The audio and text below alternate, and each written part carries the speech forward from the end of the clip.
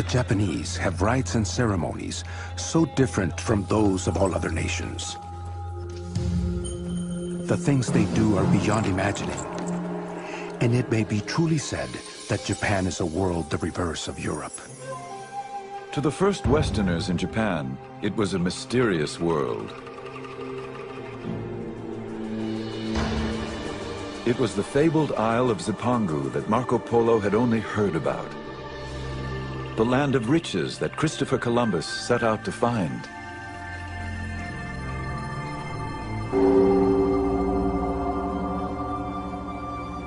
When the Portuguese arrived in Japan in 1543, they encountered a country embroiled in civil war.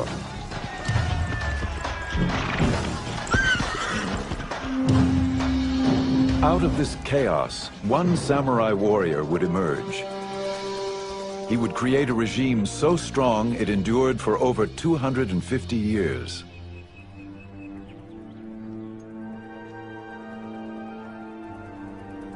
Witnesses to this world, both Western observers and Japanese, wrote of these changing times.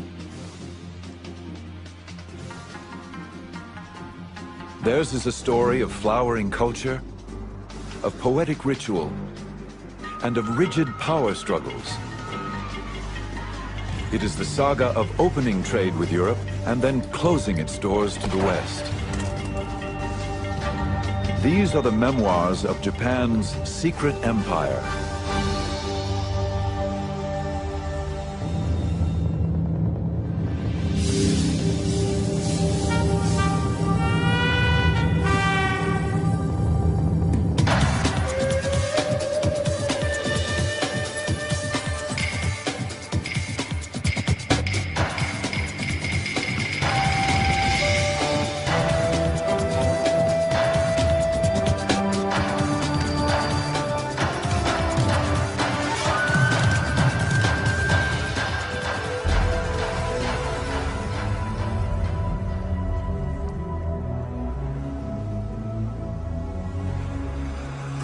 On the 25th day of the 8th month of the year of the water and the hair, there appeared off our western shore a big ship. No one knew whence it had come. As a Buddhist monk later recounted, samurai guards were quickly dispatched to warn their master.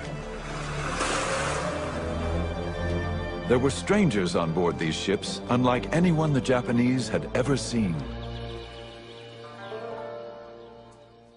The local warlord, called a daimyo, summoned these strangers, the first Europeans to ever set foot on Japanese shores. It was the year 1543.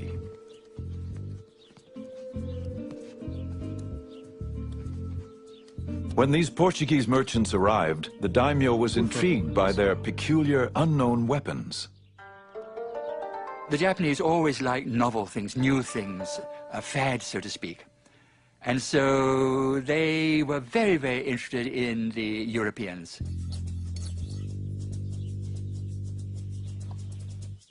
After he watched the Portuguese shoot down a duck, the daimyo purchased 2 guns and put his swordsmith to work making copies.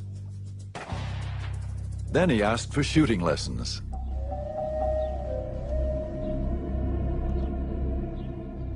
These first Europeans, their guns and their religion, would have unforeseeable consequences.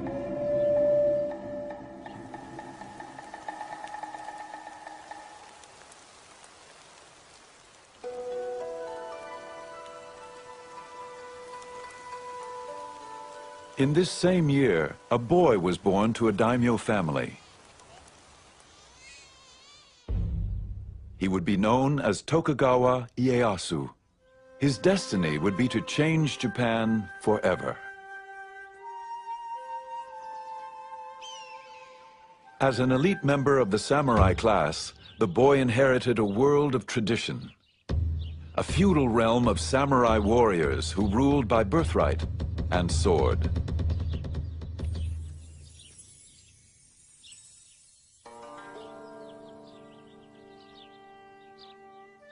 The son of a daimyo lord, Ieyasu would soon have to give up children's games for the politics of war.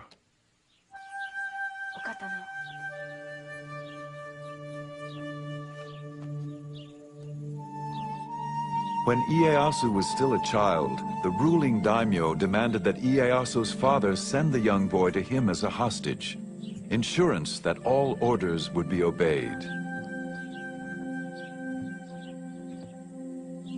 When children were taken as hostages, it did not mean prisoners. This was all part of the political negotiation in which alliances had to be formed because no one trusted no one else. So there had to be a guarantee, and therefore the hostage was used.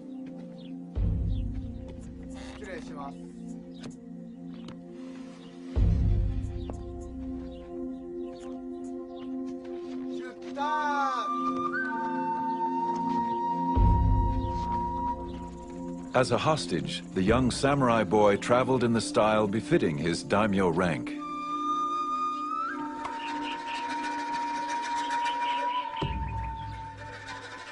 He could not know his destiny, nor could he know that he would never see his father again.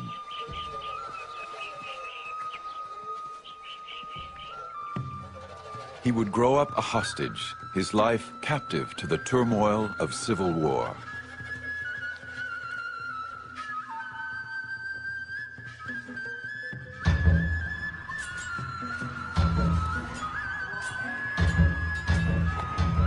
The whole of Japan was involved in wars. Treachery was rampant and nobody trusted his neighbor. They would enter into league with one faction and then desert it for another, as the winds of fortune blew.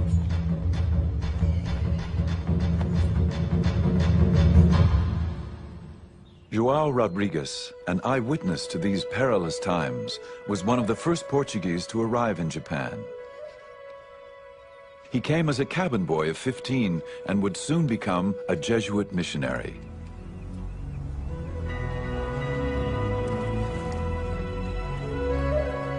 As Portuguese merchants traversed the oceans in search of new ports for trade, Jesuit missionaries accompanied them, searching for souls to save.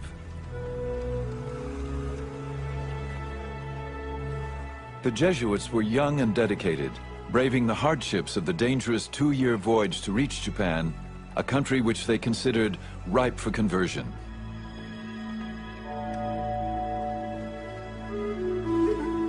They sent home tantalizing reports of an alien world.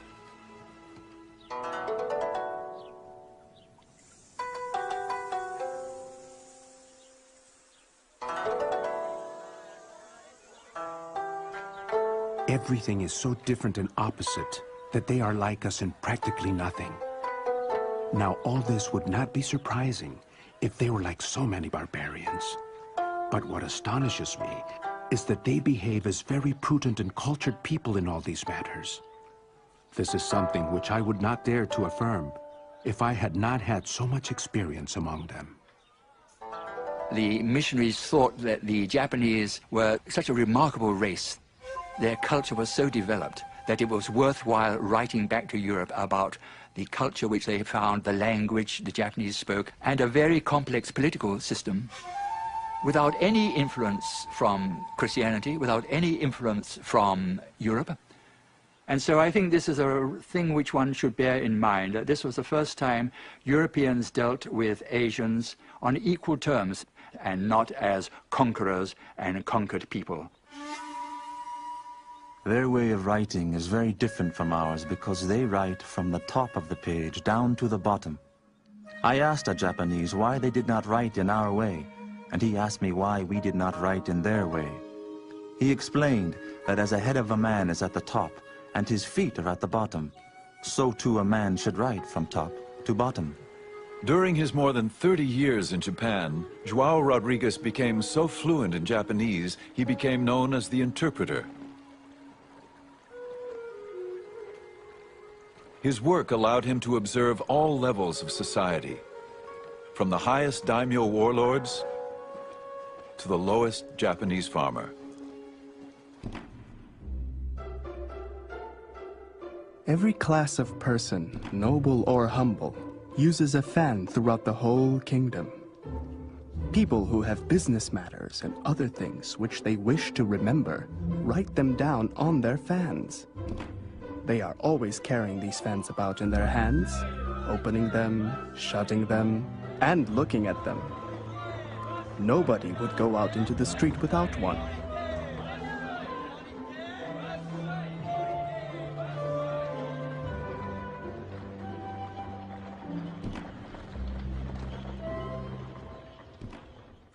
The Japanese, João Rodrigues observed, regarded the Europeans with equal fascination. They greatly wondered at our big and long noses, thick beards, and red or fair hair, and considered all these things as so many defects. They called them the Southern Barbarians, which is not a very flattering term.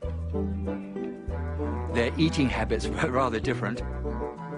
The Japanese were so polite, eating with chopsticks, etc. Whereas in those days, Europeans normally ate with just a knife and with your fingers. And then, of course, most of the Japanese take a bath every day, whereas Europeans, I'm afraid in those days, went for months and months and months without taking a bath. And to some extent, they deserved the epithet of barbarians. But however they were regarded, the missionaries were determined to stay in Japan. Our only desire was to preach and proclaim the law of the Creator. Even if there were only one Japanese Christian in the whole country, any missionary would spend all his life here just for the sake of that one person. These men were very, very zealous, and the conditions were rather good for the conversion of people to Christianity. When you have bloodshed, revolutions, fighting, battles, death in large numbers, obviously people's thoughts do tend to go to the next life. In little more than 50 years, these missionaries established over 200 Catholic churches, primarily in southern Japan, and converted up to 250,000 Japanese.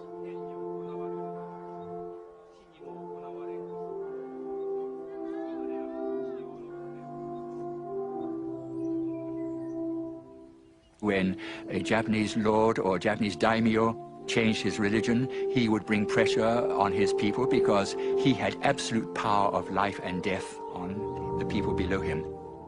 And so you got in a relatively short period of time, large-scale conversions.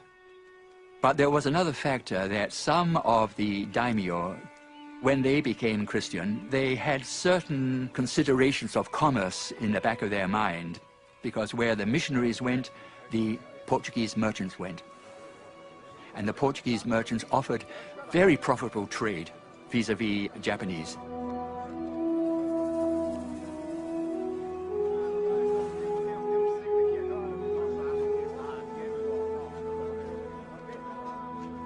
Commerce and religion intertwined. Some Japanese profited, while others watched with growing concern, convinced of Christianity's threat to their power.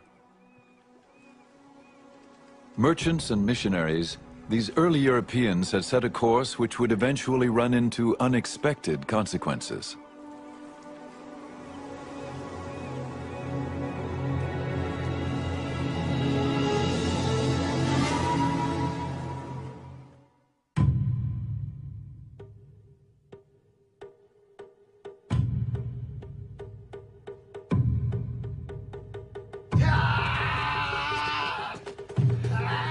To endure the rigors of never-ending training, to remain clear-minded in the face of grave danger, to face death matter-of-factly, this is the art of Kendo, the way of the sword.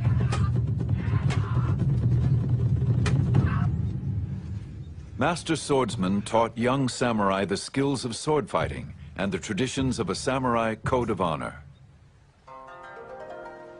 This was the education the young Ieyasu would receive, even as a hostage.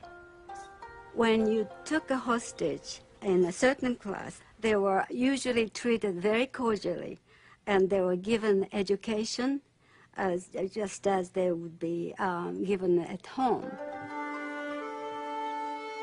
He probably had a very stoic, Spartan kind of education, taught military skills, martial arts, and Chinese classics, Japanese classics.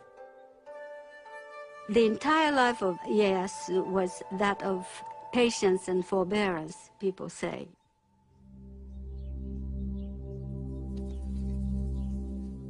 The young hostage, Tokugawa Ieyasu, would learn what it meant to be a samurai.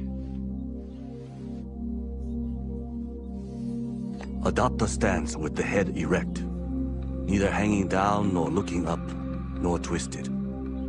Do not roll your eyes nor allow them to blink, but slightly narrow them. Brace your abdomen so that you do not bend at the hips.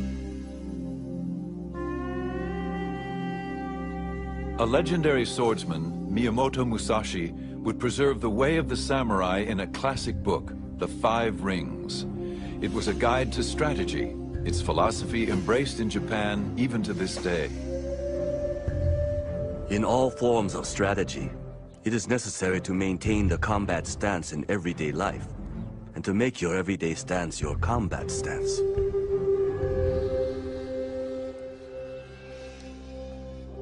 At age 15, Ieyasu entered manhood and earned the right to carry the two swords of the samurai.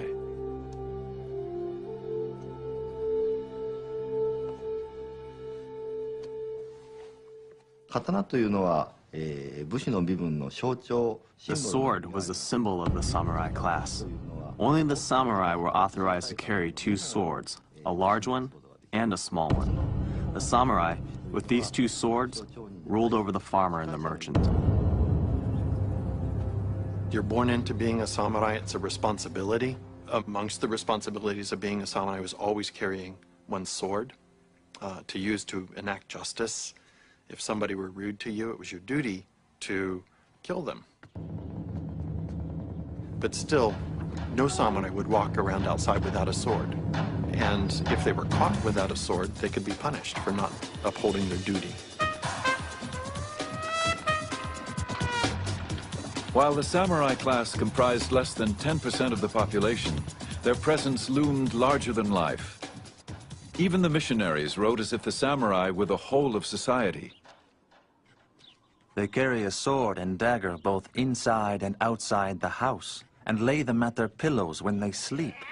Never in my life have I met people who rely so much on their arms. They are very warlike, and are always involved in wars, and thus the ablest man becomes their greatest lord.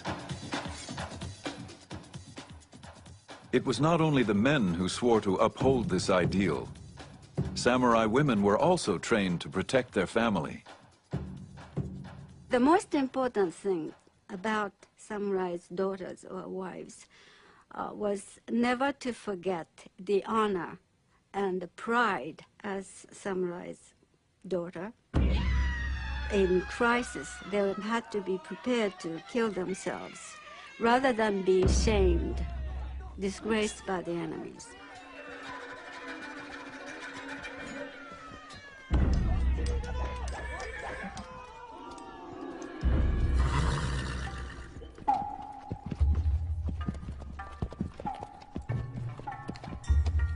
The samurai defended his home and family, but his true glory came on the battlefield, defending his lord against enemies.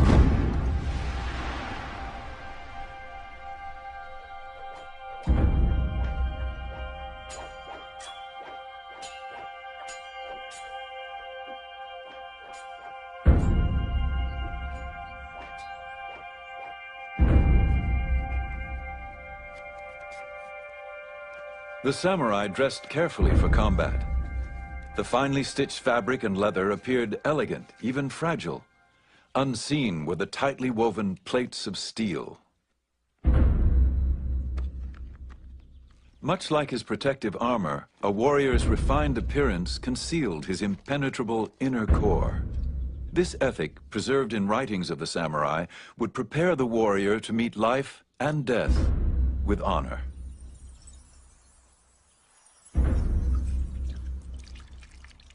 A samurai would wash himself with cold water every morning, scent the shaven top of his head and hair with incense to make himself presentable.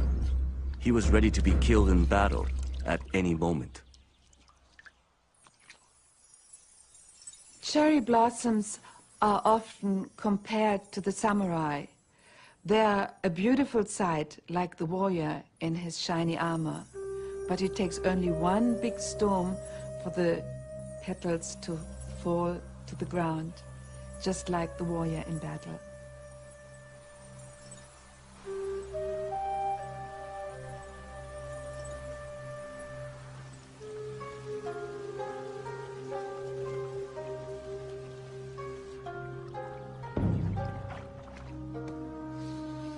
For samurai, as important as knowing how to kill was knowing how and when to die.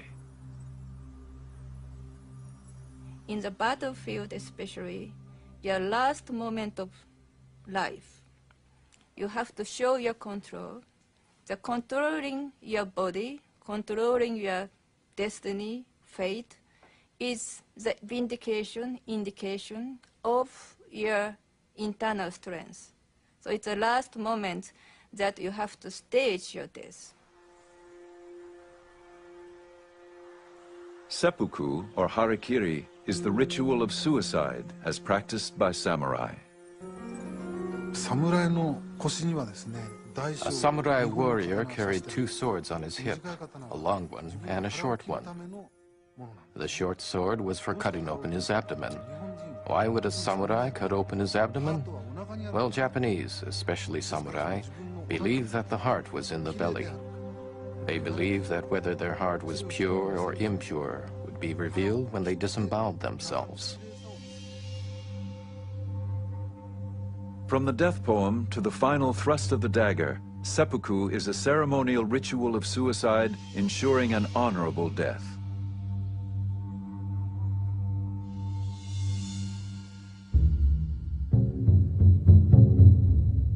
João Rodrigues wrote of a man who committed the ritual of seppuku. The samurai, dressed in the customary white kimono, solemnly and with great dignity, mounted a raised platform.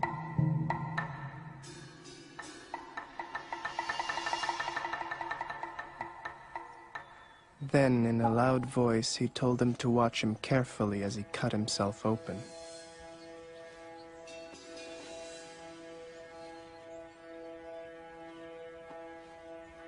He seated himself and wrote his will slowly and calmly, asking his lord to look after his son and family, for he was going to die on account of his honor.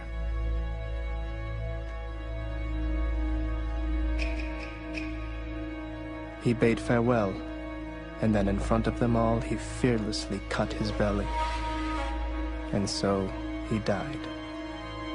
This sort of thing often happens.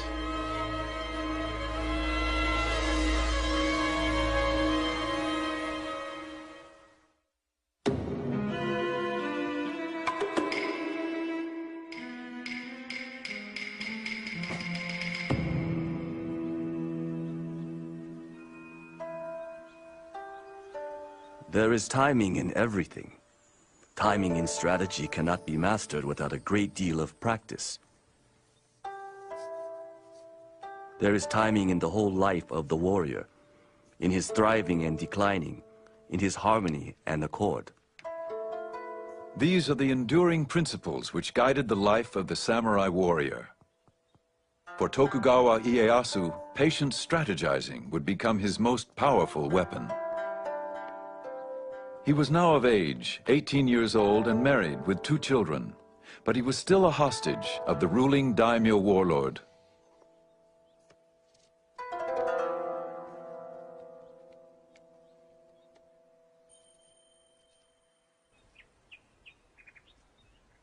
As time passed, Ieyasu strengthened his skills as a warrior, fighting alongside his daimyo master. When his master was killed in battle, Ieyasu was finally free to determine his own destiny. Ieyasu was put in a position to have to make a decision at some point, whether to go along with the hostage family, but at all times he never forgot his ambition to go back to his original castle and to regain all the territory that his father's family had, and to expand that, and to go back to his retainers who were faithfully waiting for him.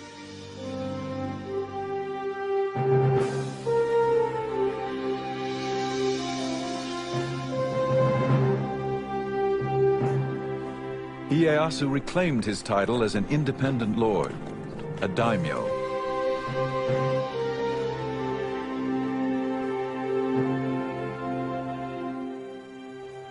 He returned to his family estate. He could now fight on his own terms, for his own people.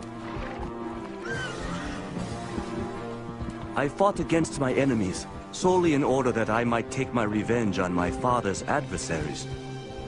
Because I was convinced of the rightness of my intention to help the people and bring peace to the land. The years of captivity had honed his discipline. According to his samurai training, he now carefully plotted his strategy.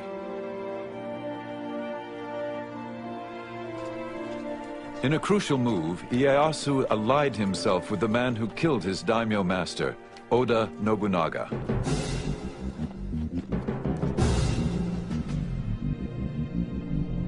Nobunaga had become the most powerful warlord in Japan, feared and ruthless. The missionary João Rodrigues documented Nobunaga's campaign to unify Japan. Nobunaga was the first to begin cutting through the thick forest of wars and discord in Japan. He subdued about half the country, and fear of him made the remaining part ready to obey him in anything.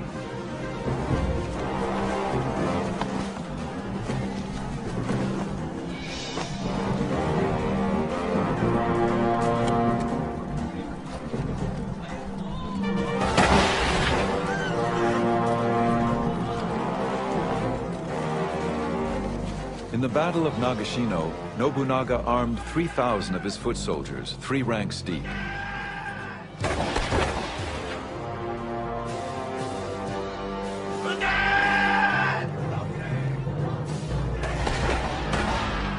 As 10,000 enemy warriors charged, Nobunaga's musketeers fired in succession, decimating the opposing army.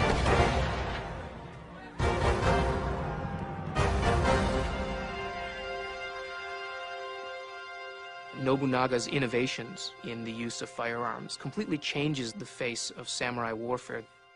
The old idea was where you would have 2 samurai meet on the field of battle. They would shout out their names and their lineages, where they were from. Sometimes one would ride out in front of all these troops and challenge someone to come and defeat him. So it was very manly. It was imbued with the ideal of valor.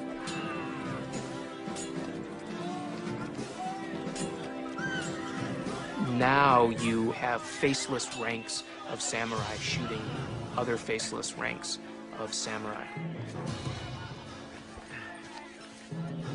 Nobunaga continued to amass power until one night treachery within his inner circle caught him off guard.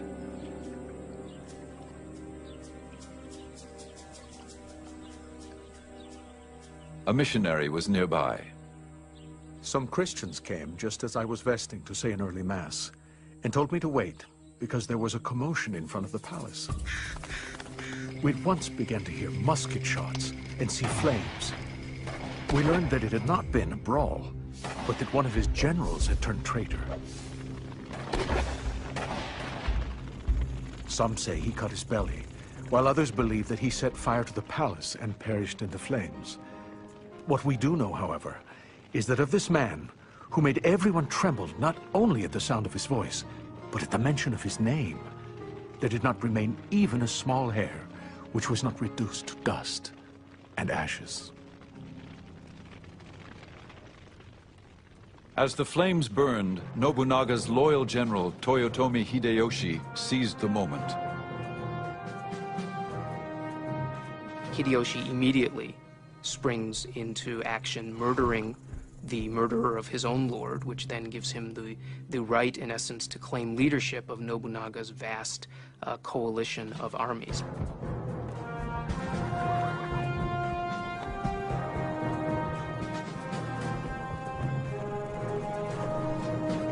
Ieyasu watched from a distance. Would he subordinate himself to Hideyoshi's command? Or was it time to fight for control?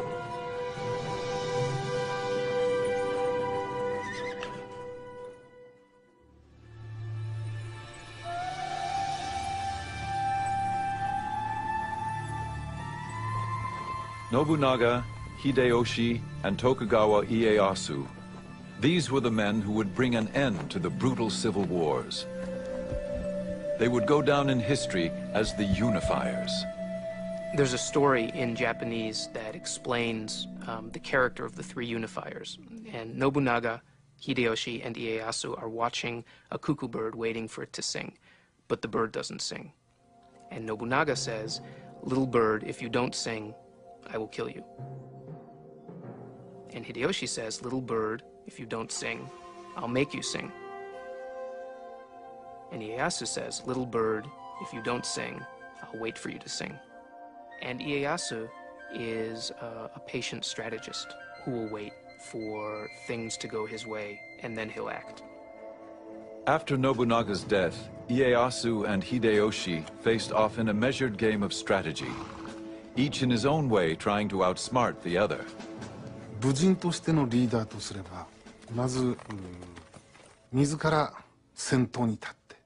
As a military leader, Ieyasu was a courageous man who never hesitated in battle. However, though he was brave, he was also cautious. One famous story, Ieyasu was known as an excellent horseman. One day he and his troops had to cross a very narrow bridge over a raging river. Everyone was watching to see how the great Ieyasu would ride his horse over this dangerous bridge. To his men's surprise, Ieyasu dismounted, took the horse's reins in his hands, and carefully led the horse over the bridge to the other side of the river. That's how vigilant he was. I believe this kind of caution helped him to be victorious in battle. While Ieyasu practiced restraint and careful strategizing, Hideyoshi acted quickly and decisively. Hideyoshi was from peasant stock. The son of a lowly foot soldier, he worked his way up through the ranks. Hideyoshi became known as a brilliant general, and he held the same grand vision of himself. When my mother conceived me, she was given a miraculous omen. On the very night that I was born, the room was suddenly aglow with sunlight, thus changing night to day. Finally, they divined, the child whose birth was attended by these miracles was destined to become a man of unusual attainments. This prediction is fulfilled in me. Shortly after Hideyoshi took control, Ieyasu challenged him. But Ieyasu soon realized there was more to be gained as Hideyoshi's ally than as his enemy.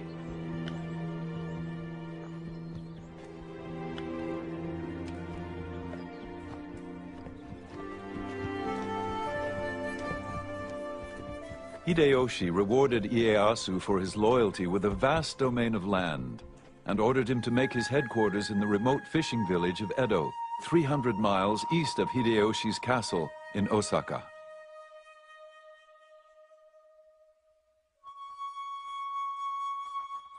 Some might have thought the gift an insult. But in Edo, the village that would later become Tokyo, Ieyasu busied his troops building a massive 5-story castle fortification.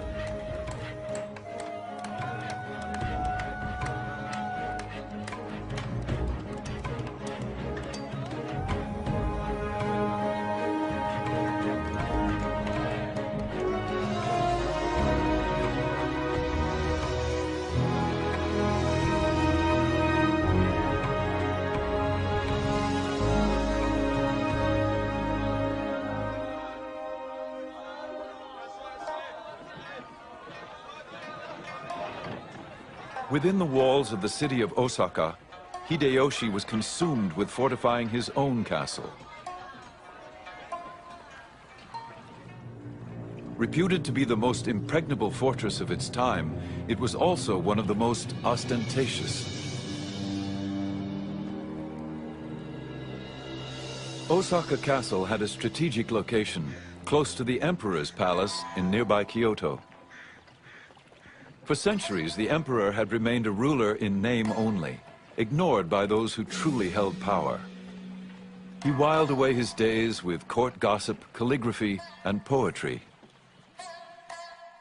By Ieyasu's time, the court is still powerless, but it is only the court which can appoint the shogun. So in the ultimate symbolic sense, the court is still the arbiter of final resort. That's why all the warlords are aiming for Kyoto. You have to get the emperor to recognize that you're the most powerful of all of the combatants on the field of battle.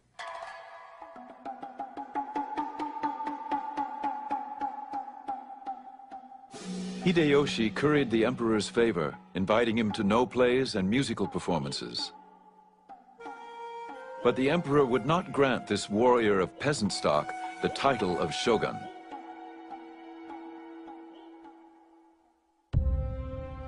Ieyasu never relinquished his desire for power.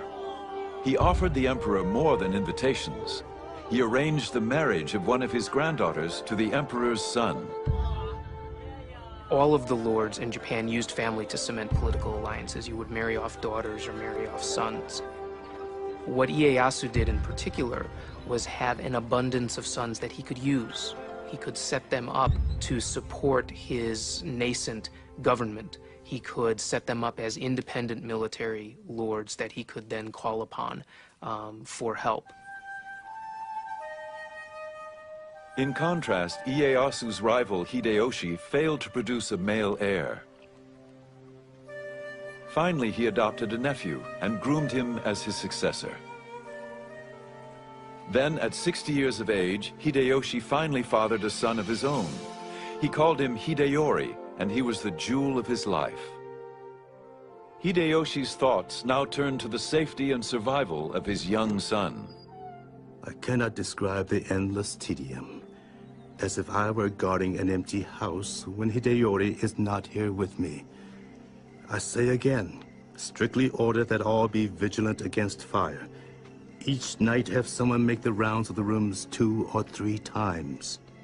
As Hideyoshi obsessed over his own son, his adopted son, now an adult, was in peril. It's clear that by the end of his life, Hideyoshi was acting more and more erratically. He became increasingly cruel, if not sadistic. Then when he finally, in his final years, produced an heir of his own, he ordered this adult male who had been his heir to commit suicide.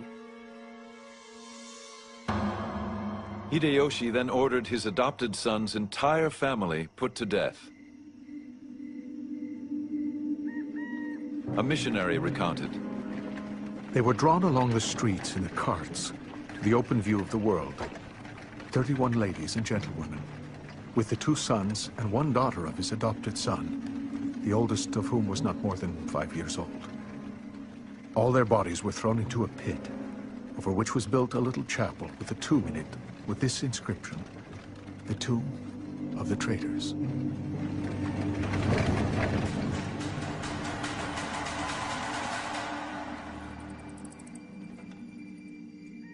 Soon after, Hideyoshi's health began to fail. He wrote his death poem. Ah, as the dew I fall, as the dew I vanish. Even Osaka Fortress is a dream within a dream. Hideyoshi then called Ieyasu and 4 of the most powerful daimyo to his deathbed. He appointed them legal protectors of his 5-year-old son Hideyori, his heir and the future ruler of Japan.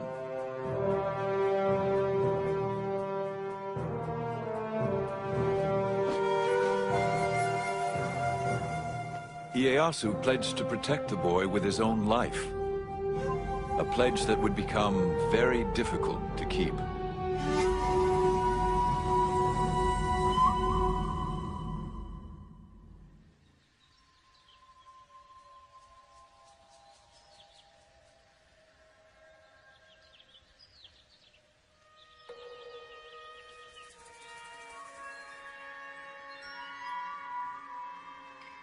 It is said that war is a curse.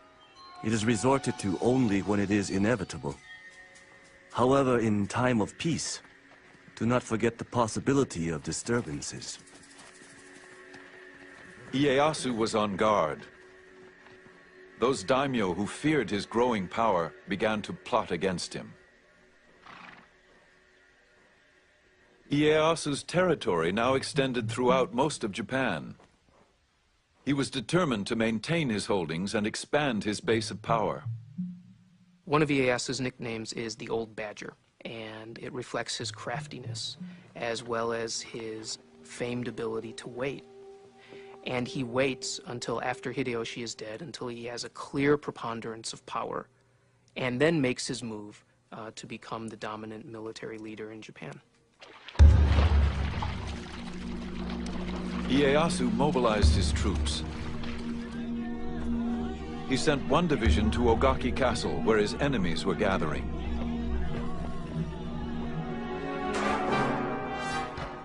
When the battle began, women and children rushed to safety.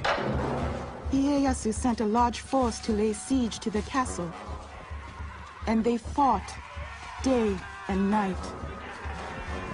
One of the young girls at the castle later told her family of the terrifying experience.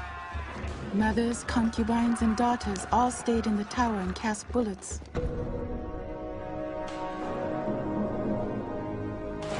There was panic. A bullet struck my younger brother, killing him on the spot. It was a cruel sight. Indeed, it was. We felt as if we should die. There was nothing but fear and horror left. As the battle wore on, heads of slain warriors were brought to the castle to be prepared for the ritual presentation to the victor. It was believed that even in death, the samurai should be viewed as a worthy opponent. Those people who were in the castle would wash the heads, and they would put some cosmetics on the face of the dead corpses, because they were proof of having killed someone important. That was part of a very small part of what they did, which is inconceivable to, us modern people, modern women. All the decapitated heads were brought into the tower. We weren't a bit afraid of the heads and used to sleep in the midst of the nasty smell of bloody heads.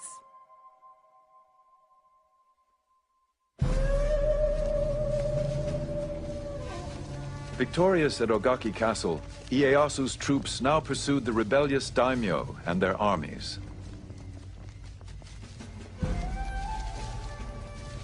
They faced off in a narrow valley just west of the village of Sekigahara. This would be the battle that changed the course of Japanese history. Ieyasu set up his command post atop a hill overlooking the valley, waiting through the night for the rest of his armies to arrive. At dawn, Ieyasu's attendant physician hastily noted in his journal, "Slight rain. Dense fog in the mountain valley. Can't see. Barely made out enemy banners. On horseback, Lord Ieyasu made out their positions. Estimate distance at 2.5 miles. Ieyasu was outnumbered, with only 50,000 troops challenging his enemy's 80,000. He waited for his son to arrive with reinforcements.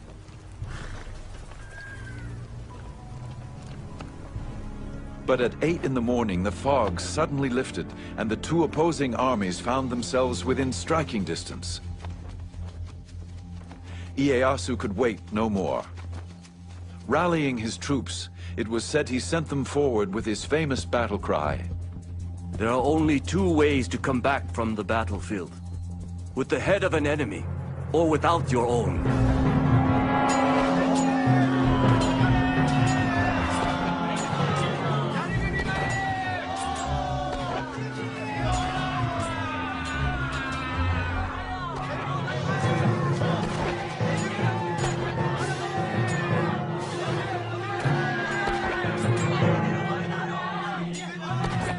Ieyasu watched as his troops faced what seemed insurmountable odds.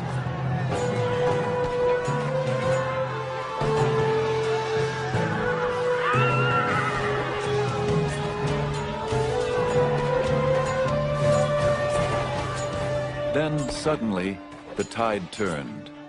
Several enemy daimyo and their armies, convinced of Ieyasu's ultimate victory, defected and joined Ieyasu's forces. By 2 p.m., Ieyasu's troops had defeated the rebellious army.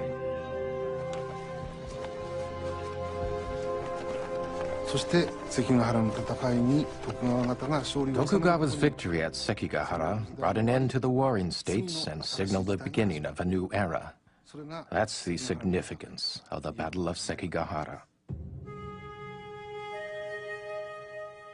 In recognition of Ieyasu's power, the emperor awarded him the title of Shogun, the barbarian-subduing generalissimo. Tokugawa Ieyasu now had the authority to rule Japan in all military matters.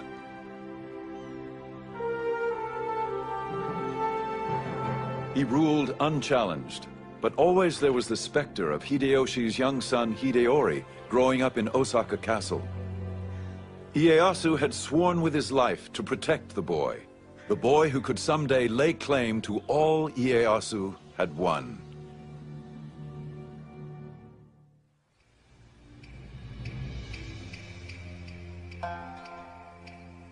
As the young boy Hideyori approached manhood, a daimyo warned, "Although he is Hideyoshi's heir, Ieyasu would never let him rule Japan.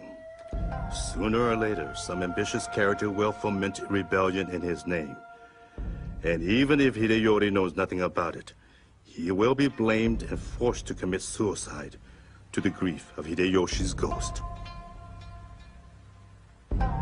Now, the Tokugawas had no divine right to rule Japan. They ruled Japan because they were the most powerful, they had the most money, they had the most soldiers, but they had no divine right.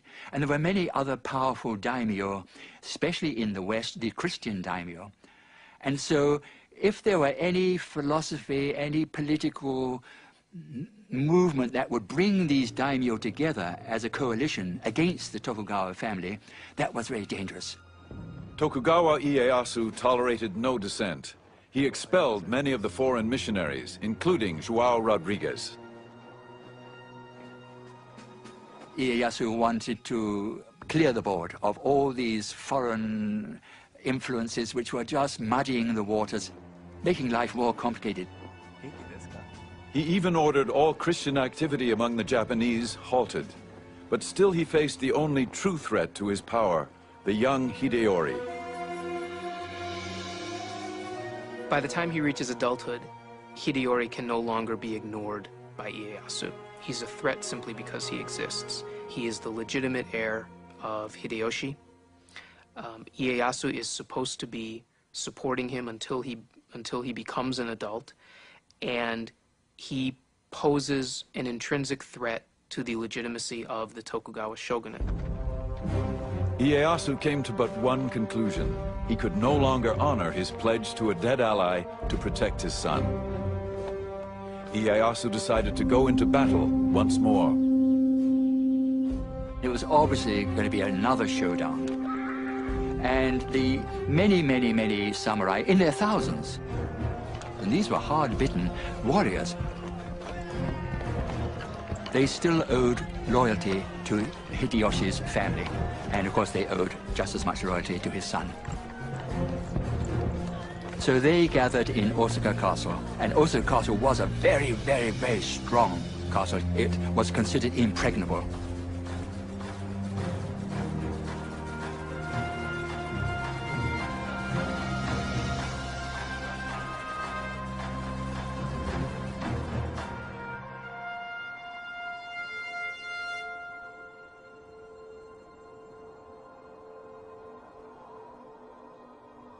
In the winter of 1614, Ieyasu accused Hideyori of subversion and ordered his troops to advance against Osaka Castle.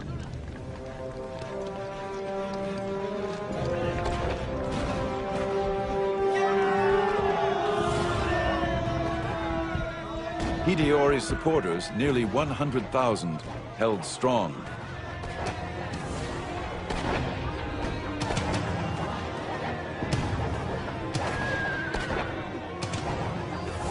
Ieyasu retaliated with a devious plan. He sent a woman samurai to negotiate a truce with Hideyori's mother.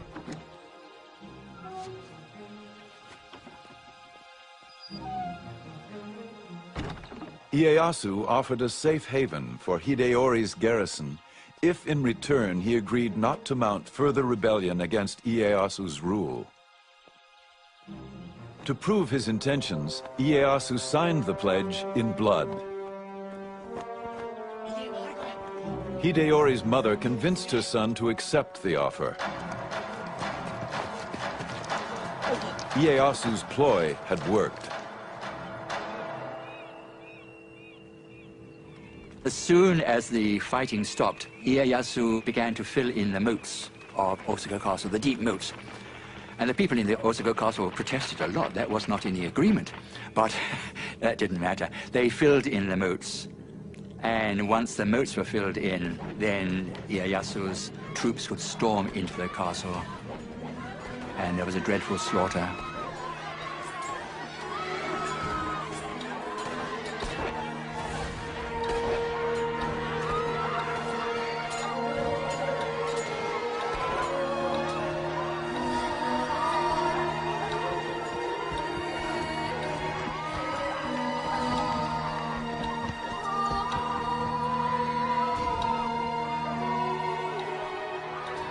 Thousands of defeated soldiers, women, and children fled the castle compound.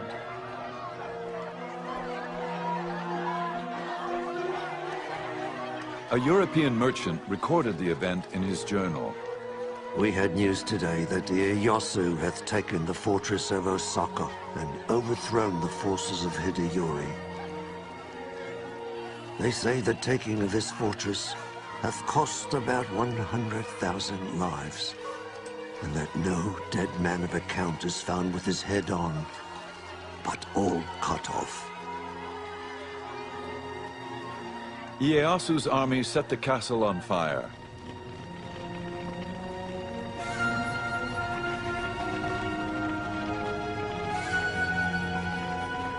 As the flames raged around him, Hideyori refused to surrender and was left with no other option. He committed seppuku.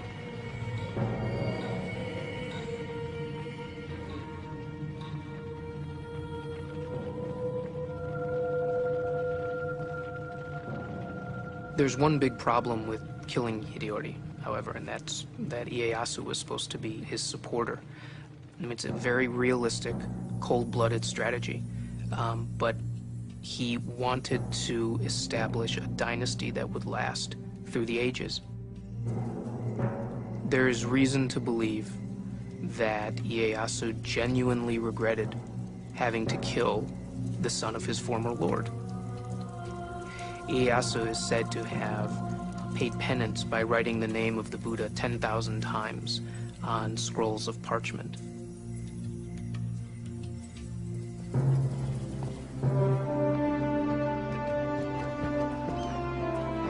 Tokugawa Ieyasu had wiped out the last threats to his power, or so it seemed. But not everyone was under his control. There were the Western traders who he valued but mistrusted, and the Christians who he considered a threat. Tokugawa Ieyasu had won the wars. His struggle to control the future of Japan had just begun.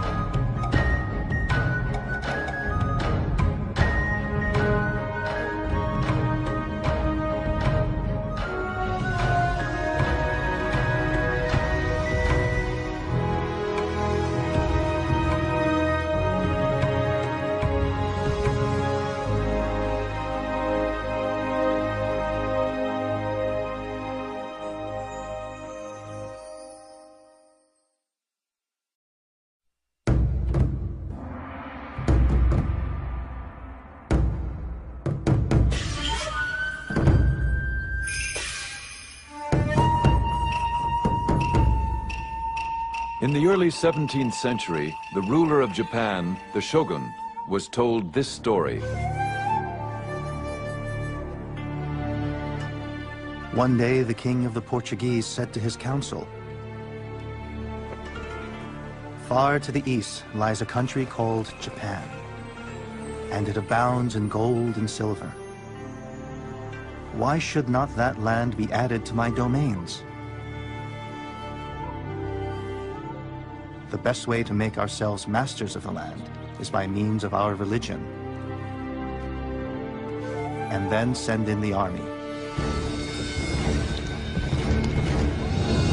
The shogun, Tokugawa Ieyasu, and his legions of samurai warriors were undaunted by stories of foreign invaders. He was a strong leader and had brought peace to the war-torn nation.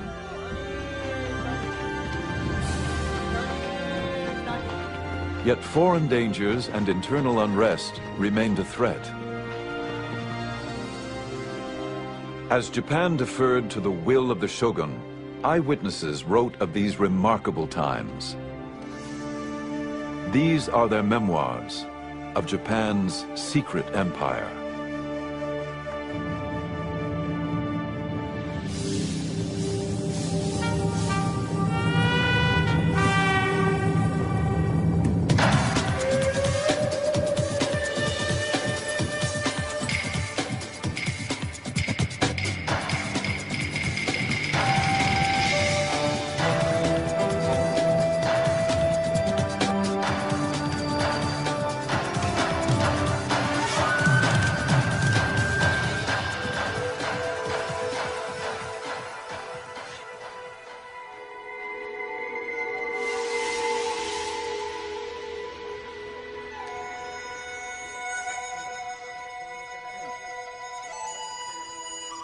After we'd been in Japan 5 or 6 days, came a Portugal Jesuit who reported that we were pirates.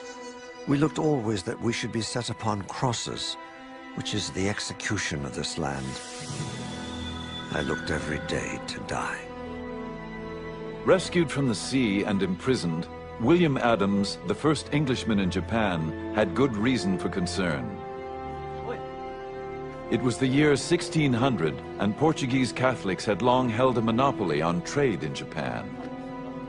At the time William Adams arrived, there had been religious wars in Europe, and the Catholic missionaries were not at all happy when they heard that an Englishman and an English Protestant had been washed up in Japan.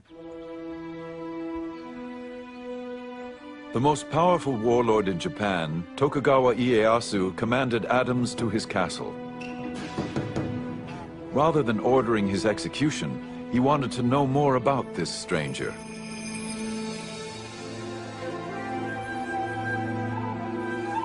The summons was highly unusual, as only the highest-ranking officials were ever received by the great man himself.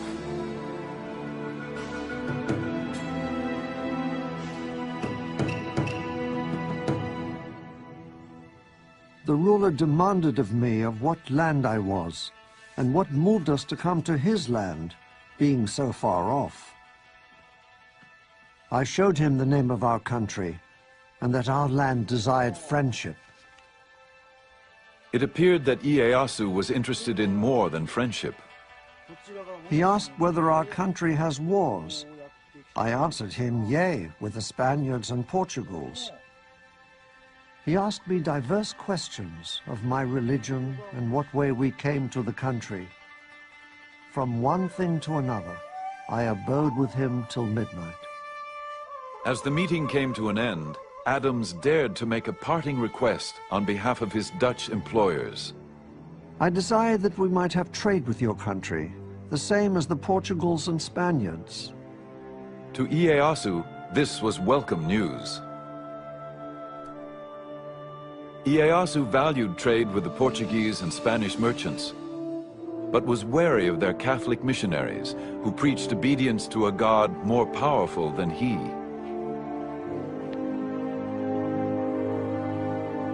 To avoid those he considered a threat to his own authority, Ieyasu wanted his own fleet of trading ships.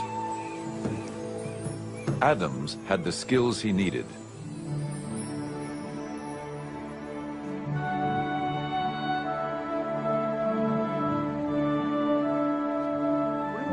The English pilot had apprenticed as a shipwright.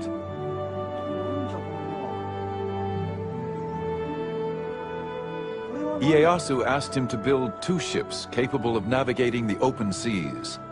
I answered that I was no carpenter and had no knowledge thereof. Well, do your endeavor, saith he. If it be not good, it is no matter. You can't deny that William Adams did have a certain amount of influence when he was told to build these 2 ships. They were the first foreign ships, first European ships to be built in Japan.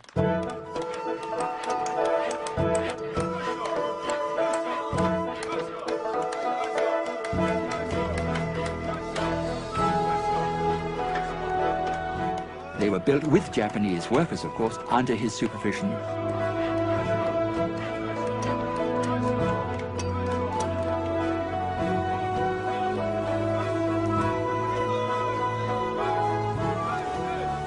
And then afterwards they sailed to Mexico, and they sailed back quite safely.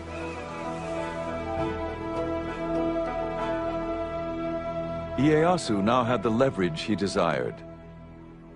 When the Catholic missionaries continued to gain converts and create problems, he expelled them. Life was complicated enough without these pesky foreigners interfering. And so that probably was the reason why he did not want Christians in Japan. Ieyasu replaced his Catholic interpreter with William Adams, who had been quick to learn Japanese. He was a Protestant, of course. Ieyasu knew that he had no interest in helping the missionaries, and so he was rather a valuable man to have around. Ieyasu still wanted to trade with the West, but on his own terms. Adams convinced Ieyasu that the Protestants did not want to convert his people. Ieyasu soon made him his commercial agent, and Adams negotiated especially favorable terms for the growing Dutch East India Company. The Hollanders be now settled, and I have got them trading privileges as the Spaniards and Portugals could never get in their 50 years in Japan.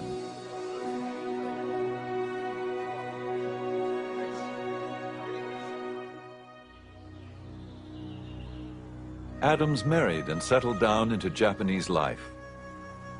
He adopted Japanese dress and was awarded the right to wear the 2 swords of the samurai. And he was given an estate with about 70 or 80 servants, which is pretty good, far better than his standard of living in England would have been, of course. And I think towards the end he lost his desire to go back to England, because he knew he would just be a working class man in England, where back in Japan he has 80 servants to wait and hand and foot on him.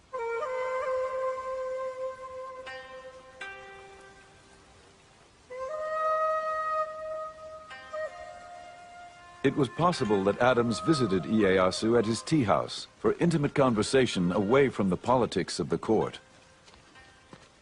The tea ceremony was much admired by a Western observer. The guests open the gate, walk along the path through the wood up to the tea house, quietly contemplating everything they see. They remove their fans and daggers and deposit them in a kind of cupboard placed there outside for that purpose. If Adams and Ieyasu had private political discussions, the tea house was also a retreat where they could replenish their souls. This gathering for tea and conversation is not intended for lengthy talk, but rather to contemplate within their souls, with all peace and modesty, the things that they see there, and thus, through their own efforts, to understand the mysteries locked therein.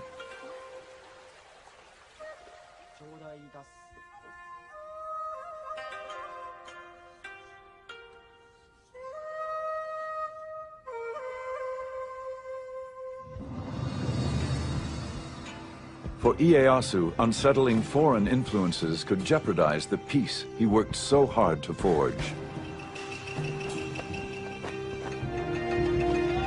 But the biggest challenge would be to maintain control of the 260 fiercely independent warlords and their formidable samurai armies.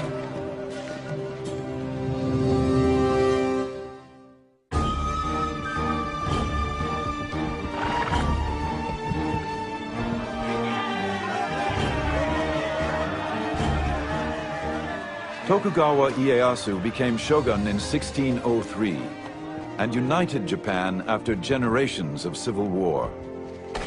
All of the great lords had been fighting for a century. They were tired of fighting. They wanted to secure their own positions.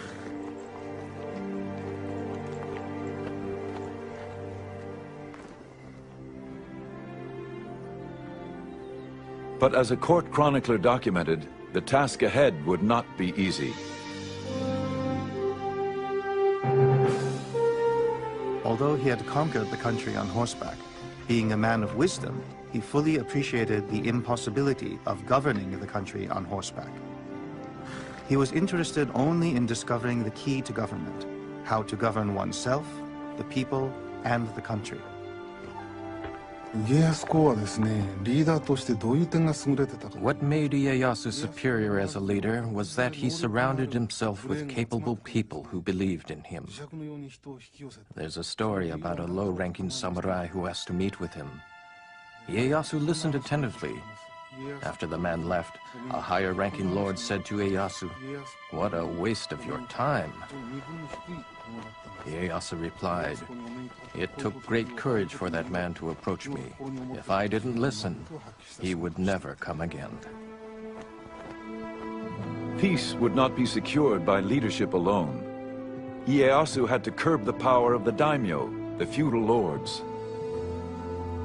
These lords are building enormous territorial, centralized domains. What the feudal lords are trying to do is essentially control everything and everybody within their territories. They control all the fighting men, they control all the peasants, they control all the resources. Ieyasu allowed the daimyo to rule their own domains, but he prohibited them from doing anything that might enhance their power or status relative to each other.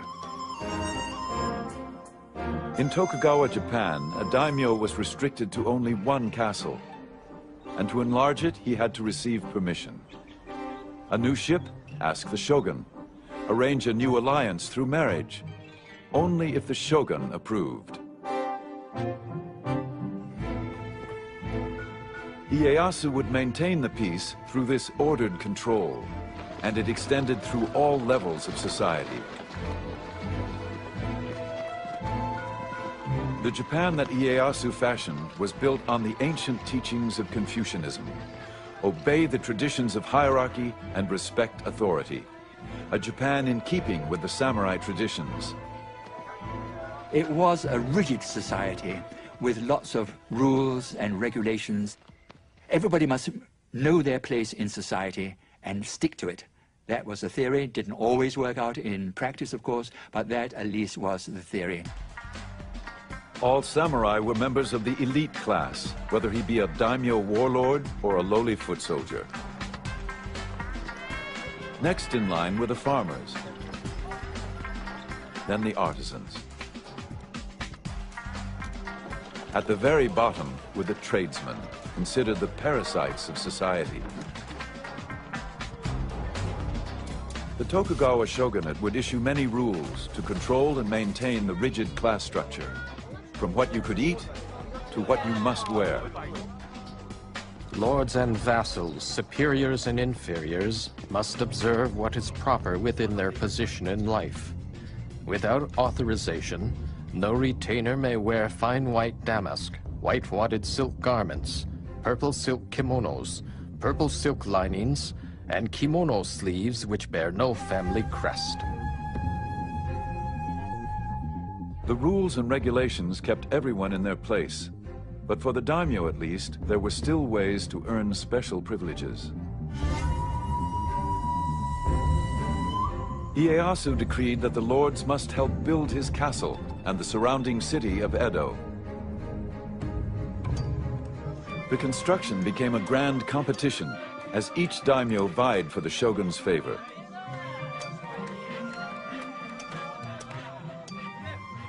Soon they transformed the small castle and backwater village of Edo into a magnificent domain.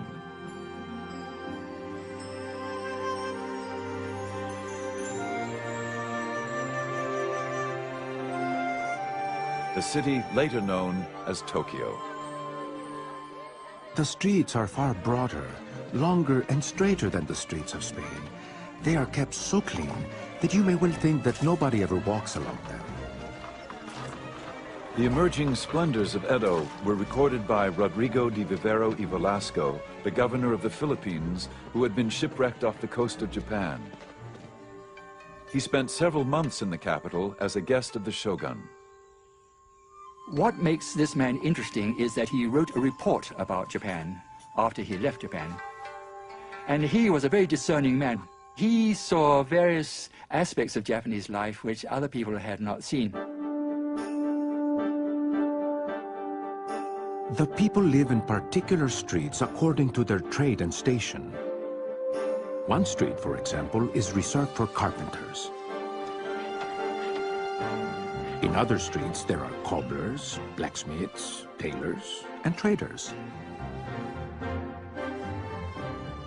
The nobles and people of quality live in the streets and districts quite different from the rest of the town, and no commoner or person of the lower classes mixes with them. Those daimyo who had gained most favor lived closest to the castle and were granted more audiences with the great ruler himself.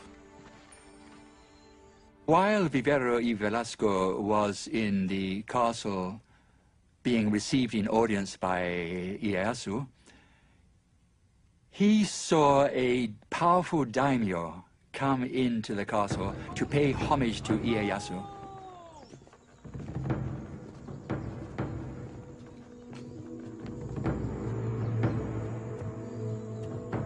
There entered one of the greatest nobles of Japan, whose rank was evident from the gifts he brought. Bars of silver and gold, silk robes.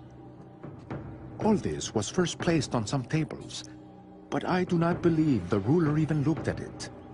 100 paces from the throne, the daimyo prostrated himself, bowing his head so low that it looked as if he wanted to kiss the ground. Nobody said a word to him, nor did he raise his eyes towards the ruler. And then finally somebody clapped, end of audience. Not a word had been said, end of audience, and he goes out backwards on his knees. And Rodrigo Velasco was very much impressed by what he had seen, because he realized the power Ieyasu had. Here was a powerful daimyo who had power of life and death in his own region. But when he comes to pay tribute to the shogun, what a lowly position he adopts. The great ruler had realized his vision. All of Japan was under his control. At 72, he was still remarkably vigorous. Then, on one of his regular hawking expeditions, he fell seriously ill.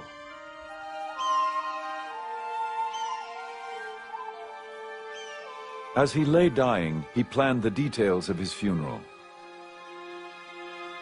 It would be a simple ceremony, his ashes taken to the top of a mountain overlooking the land where he so often went with his hawks. Here, he felt, his spirit could soar over his beloved land, holding the realm together. Ieyasu had carefully forged his well-ordered society. He would not leave the future of Japan to whim. He called his family to his side.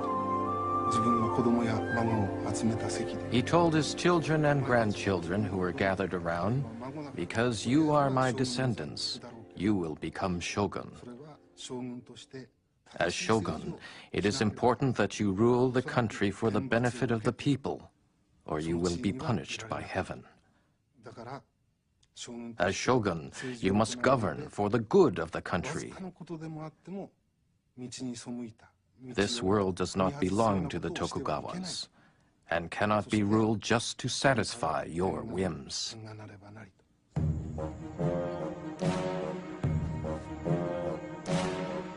Among the family members was a young grandson, destined to become shogun.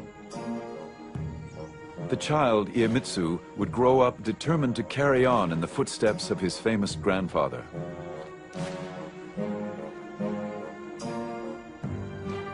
Iemitsu, the third shogun, would keep Japan under Tokugawa rule, using any means necessary.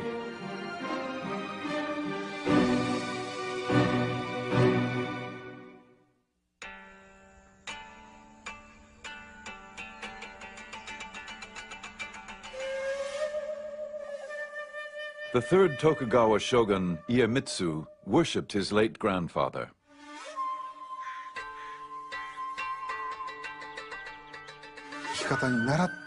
He had numerous mystical experiences that whenever he got sick, Ieyasu would appear in his dream, and he would wake up feeling better the next morning. So his respect for Ieyasu transformed into worship.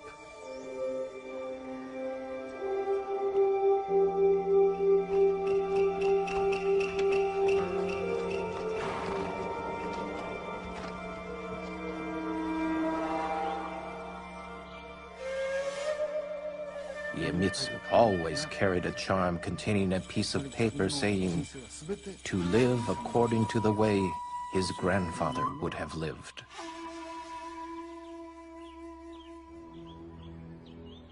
But though Iemitsu tried to emulate his grandfather, his tactics were much more severe. It was reported after he became shogun, Iemitsu summoned the daimyo to his palace.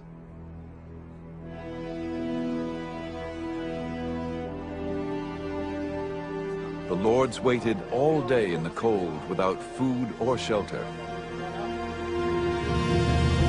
They began to fear for their lives.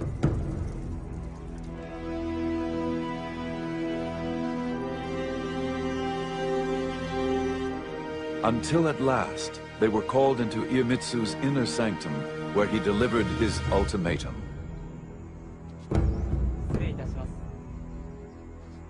I have been in the position of a superior and a master from my birth. I shall henceforth treat all daimyo as my subjects. Those of you who may disobey me may quickly return to your provinces, repair your castles, and prepare for arms. I shall act accordingly. Iemitsu is a fascinating shogun. He's the first shogun who doesn't lead troops in battle. He had not proved himself on the battlefield. He did not have his own men who came with him into office when he became shogun. Iemitsu inherited a nation at peace.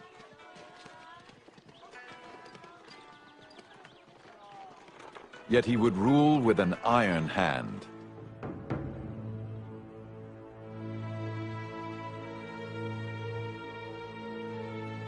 He listened to few and spared no one. He would not tolerate competition, not even sibling rivalry. He ordered his younger brother to commit suicide.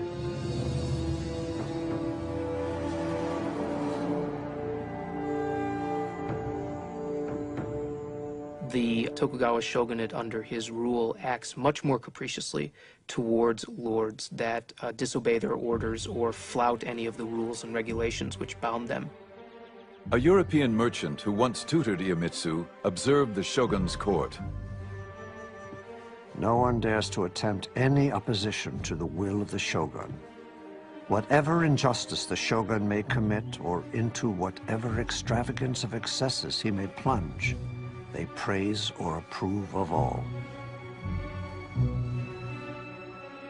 But ruling by fear alone could also breed revolt. Iemitsu had to keep the daimyo lords' allegiance, all 260 of them.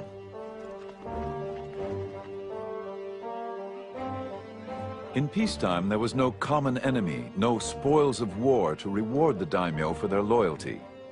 Iemitsu had to find some other way to control the daimyo lords. They were commanded to appear at Iemitsu's court in Edo.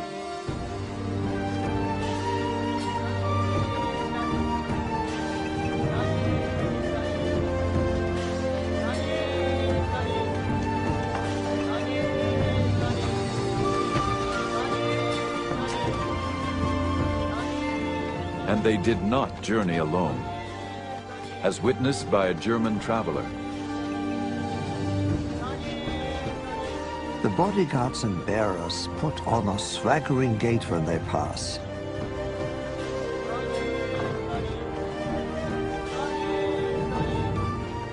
With every step, they kick up their heels nearly to their backsides, and at the same time thrust the opposite arm forward. It looks as if they're spinning in the air.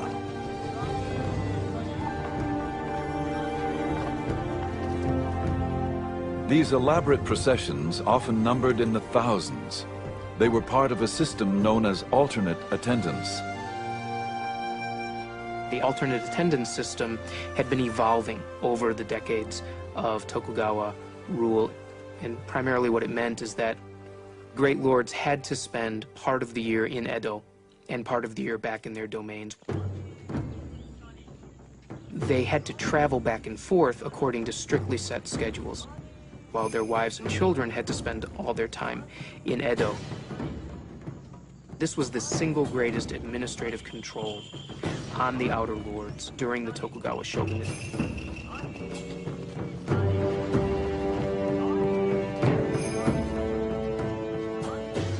Alternate attendance had another advantage for the shogun.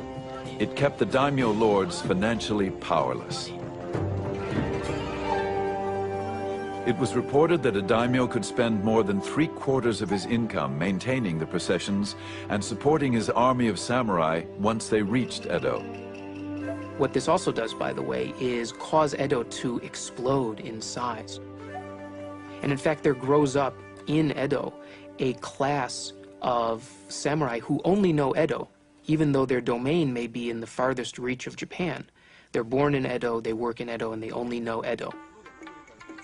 For the samurai warrior, life in peacetime Edo was the catalyst that changed the very nature of their existence.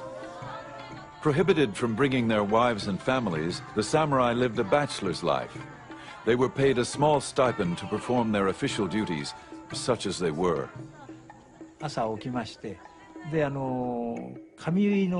They would get up in the morning and have their hair dressed by a fellow samurai. Then they would go to work on the grounds of the lord's estate.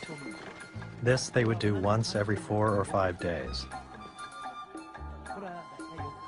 These samurai would work only in the morning and then go home for lunch. At around 2 o'clock in the afternoon, they would go out on the town.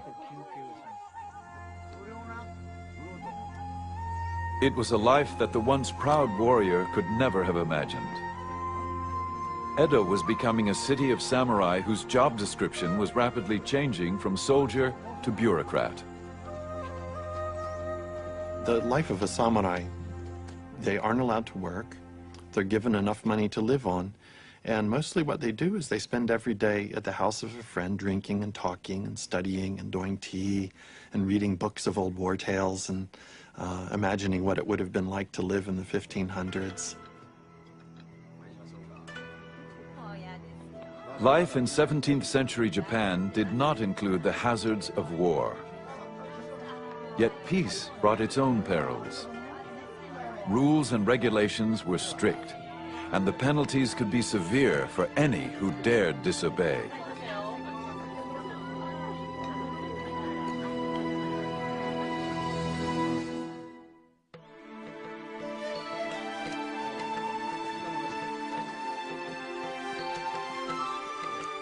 Fluttering our papers, the spring winds blow, when through the open barriers, how gratefully we go.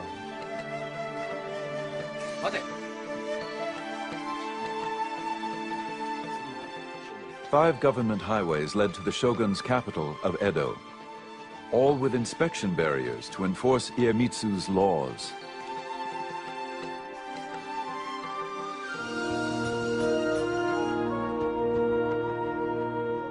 The shogun had improved the roads so his messengers could quickly reach any part of Japan.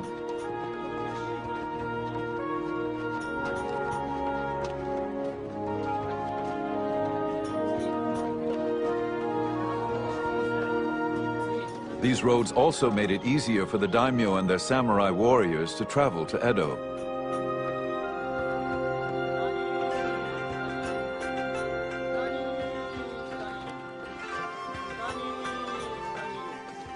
But for most Japanese, travel was an arduous process.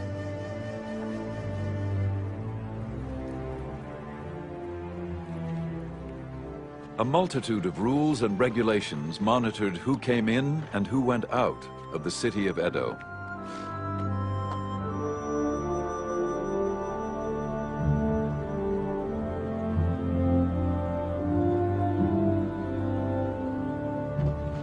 Almost everyone needed a passport. The few exceptions included itinerant performers who proved their identity by showing off their talent, or sumo wrestlers whose girth was ample proof of their profession.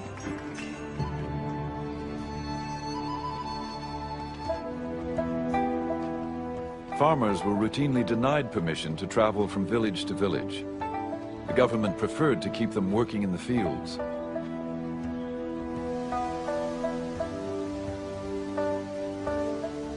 Those without the proper papers often tried to avoid the inspection posts by slipping by on side roads.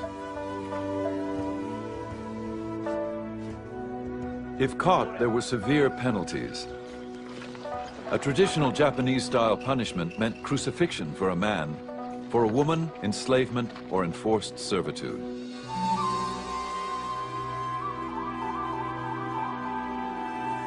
With so many laws and restrictions, one never knew when the shogun's edicts might actually be enforced. Sort of like a theater of punishment to try to scare people into behaving. Some ruler might decide that morals are going to hell in a handbasket and suddenly grab one person and punish them severely.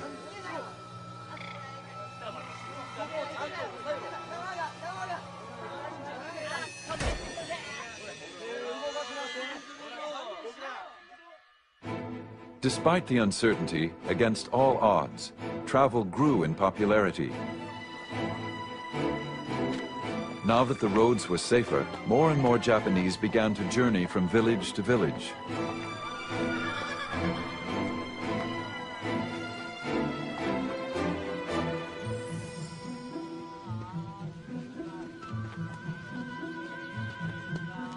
The most traveled road was the Tokaido, which ran for 300 miles from Kyoto to Edo. 53 rest stops dotted the highway. And so these post towns along the 5 great roads of Japan grew up to be very substantial towns themselves. They had inns, they had brothels, they had restaurants, they had places that sold medicine.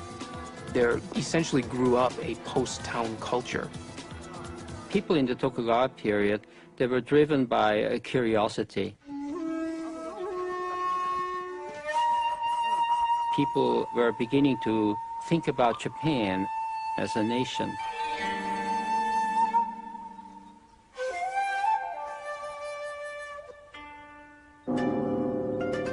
Travel diaries became bestsellers. Inoue Tsujo was a young samurai woman writer who kept a diary as she traveled the Tokaido Road. A mountain range rises above the clouds, and splashing water gashes over the rocks, making an ear-splitting noise. On the way up, we feel that we are being knocked down backwards, and on the way down, we feel that we are slipping all the way. Thus, we are often fearful.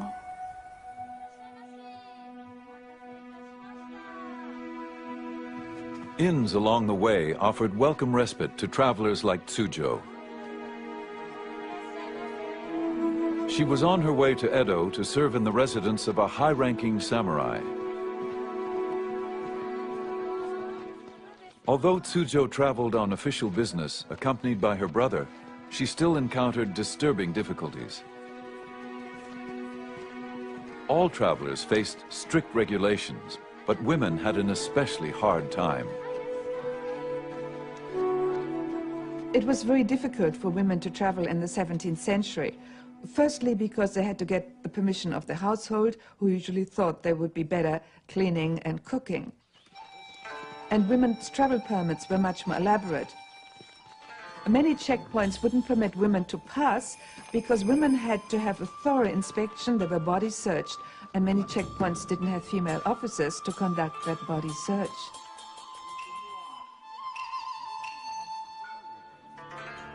Officials were always on the lookout for women who disguised themselves as boys.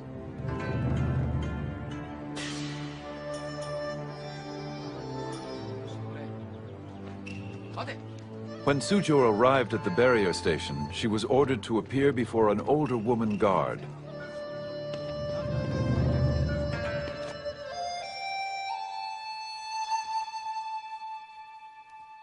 A rough-looking woman examined me, ran her hand through my hair and said something with a heavy accent.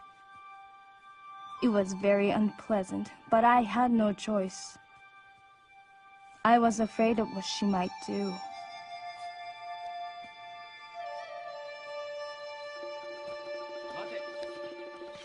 At another post, she experienced difficulties due to the wording of her permit. When I presented my official document at the barrier, they refused my passage.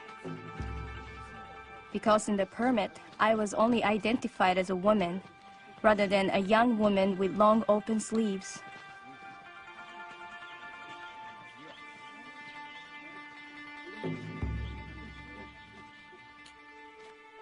I had to go back to the inn.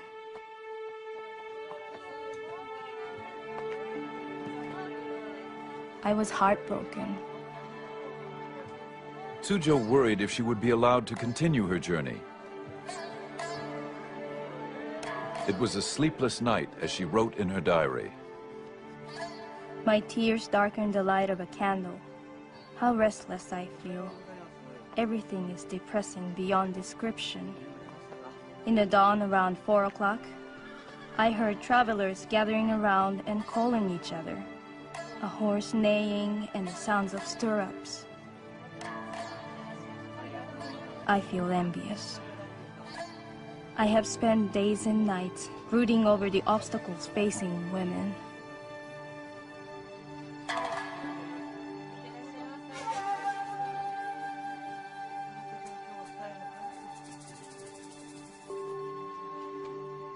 Tsujo's plight was not uncommon. Under Iemitsu's reign, anybody who did not follow his rules could be punished. But there was one group persecuted simply because of their beliefs: the Christians.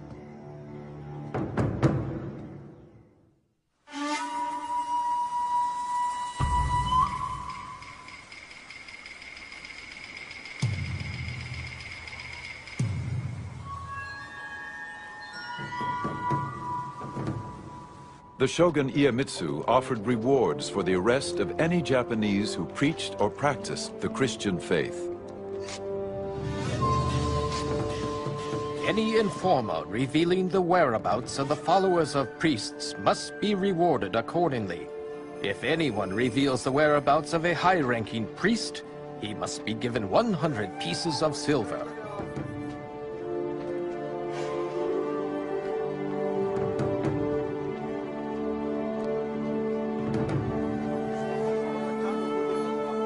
One has to bear in mind in this period of Japanese history that there was repression and that the Tokugawa authorities, the shogun, wanted to keep Japanese society as it was.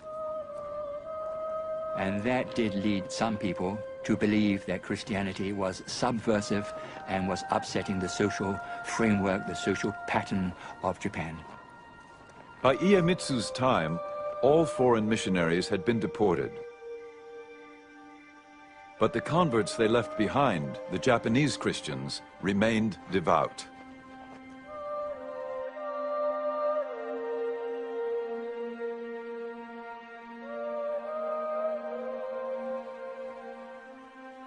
For many of the Japanese Christians, the faith ran very, very deep indeed, especially in those areas where Christianity had really set down roots for 3 or 4 generations. The Shogun is a great enemy to the name of Christians.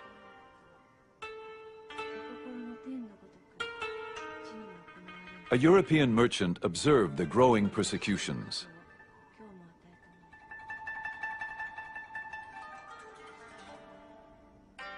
I saw 55 martyred because they would not forsake their Christian faith.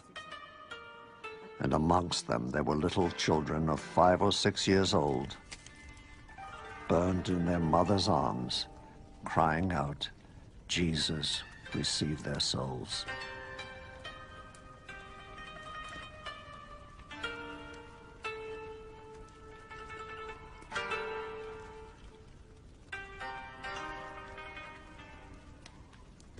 I would say the third shogun, Iemitsu, I think became morbidly pathologically fearful of Christianity. They thought that this was a threat to our power. They put out all the plugs, so to speak, to eradicate Christianity. Christianity was said to be evil, a wicked religion, subversive religion.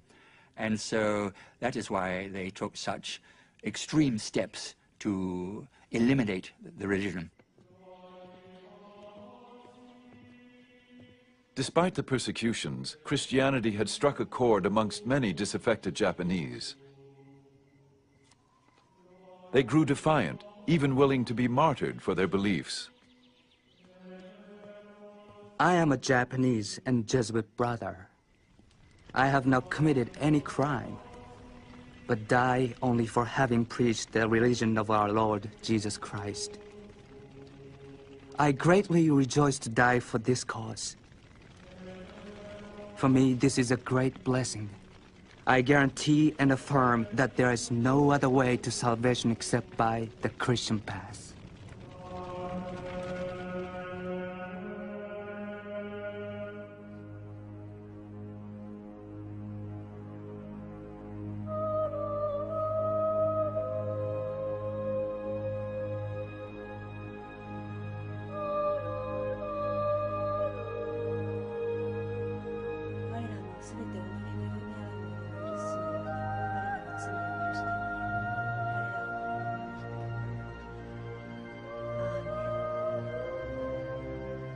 Iemitsu was increasingly disturbed by the Christian situation, especially in the south, where a large number lived.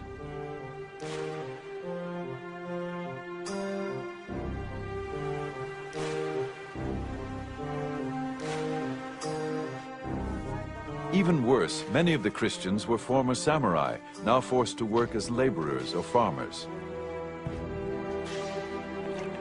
But they were samurai in their hearts and well-versed in the use of weapons. For Iemitsu, this was unacceptable.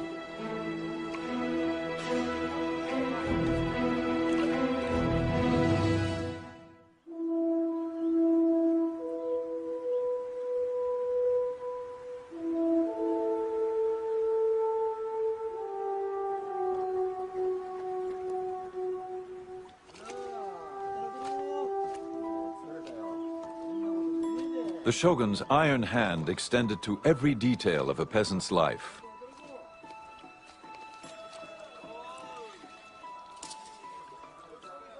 Farmers must work in the fields from dawn to dusk.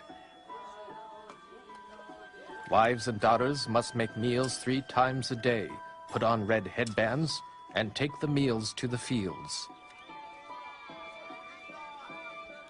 Once men are home after dusk, sisters-in-law and female cousins must put the chapped feet of the man on the stomach of his wife and massage them.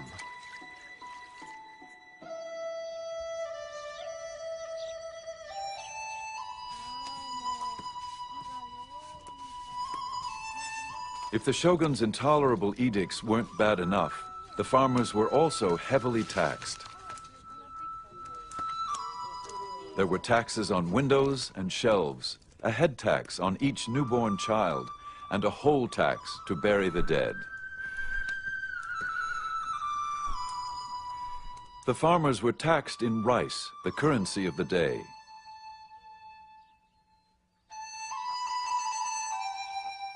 Ironically, farmers were not allowed to eat the rice they grew.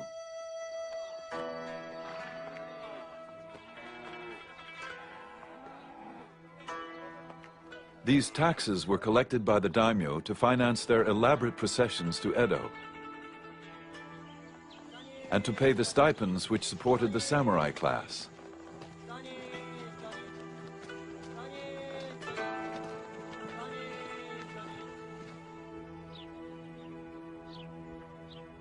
The farmers were in dire straits, as a Japanese writer lamented. Year by year, the farmers grew more exhausted. How could they sustain life itself under those circumstances?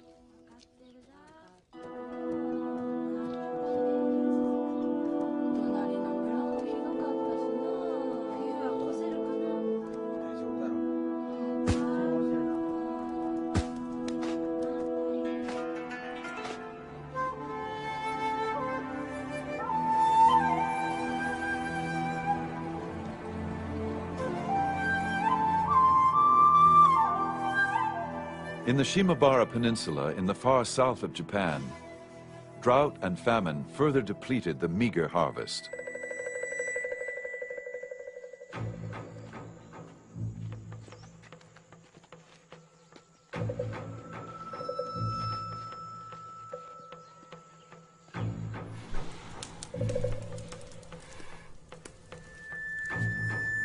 Those who could not pay the taxes were punished severely. In mid-December 1637, a single event ignited the long smoldering fuse.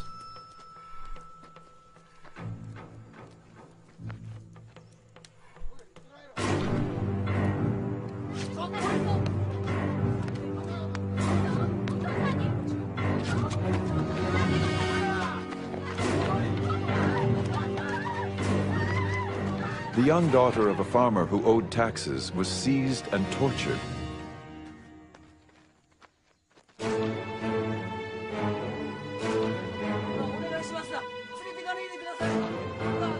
Furious with grief, the father and his friends killed the local governor, and the whole village, samurai, peasants, and Christians, rose in revolt.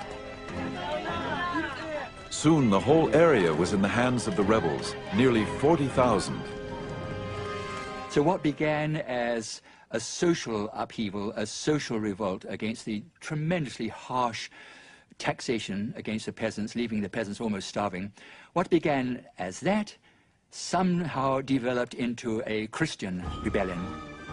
A European merchant reported on the rebellion.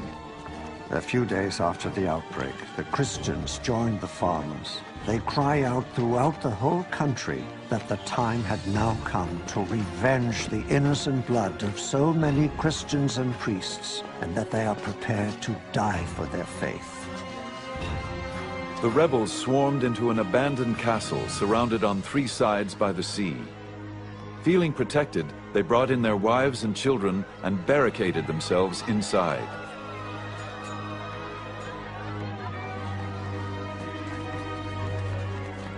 This was very upsetting. The peasants, who were the lowest of the low, the poor people, they had no right to rebel. They had, and not only have they rebelled and revolted, but they were doing darned well militarily. And so no wonder the shogun was worried about this, because this might set an example to other parts of the country that had become unsatisfied with the crushing taxes which the peasants were paying. The shogun didn't tolerate dissidents, especially any who looked to Jesus for help. He sent his troops to Shimabara to quell the rebellion. But for 4 bloody months, even as food ran out, the rebels managed to hold off the government attacks.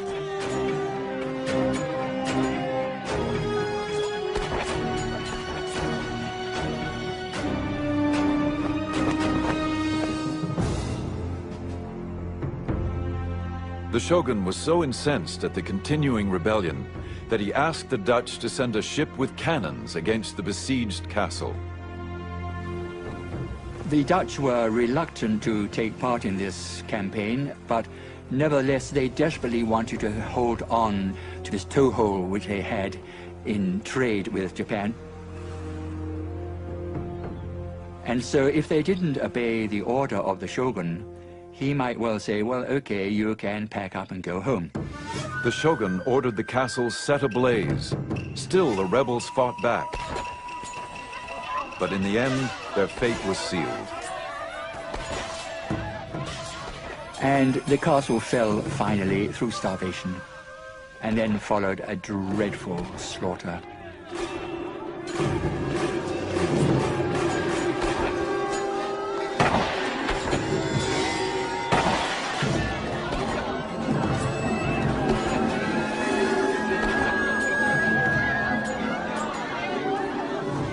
And that was the last battle, really, in Japanese history.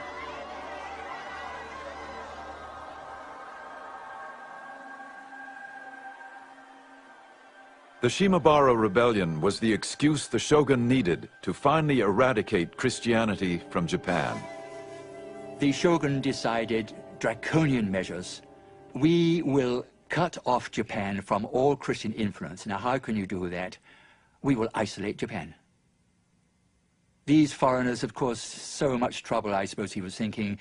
They are an unnecessary complication to our life. So why not try to preserve Japanese society as is now? We don't want changes. The third shogun issued laws restricting travel outside of the country.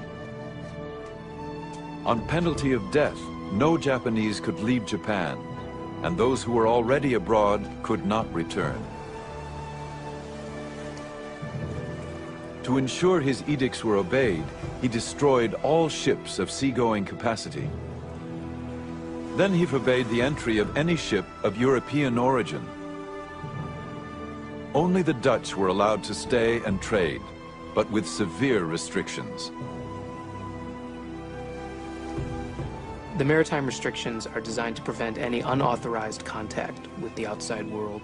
They're designed to control trade, and they're designed to prevent Christian missionaries from reaching Japan and being able to proselytize. And they form the bedrock of Tokugawa foreign policy for the life of the shogunate, which is sometimes called the beginning of the isolation of Japan. Two years later, in defiance of the shogun's ban, an official Portuguese trade delegation arrived in Japan.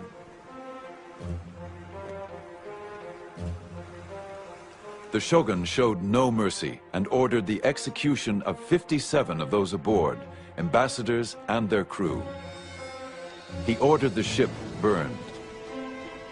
The few survivors were sent back with this warning. A similar penalty will be suffered by all who come to these shores from Portugal, whether they be ambassadors or sailors, whether they come by error or driven by storm. Even more, if the King of Portugal, or even the God of the Christians were to come, they would all pay the very same penalty.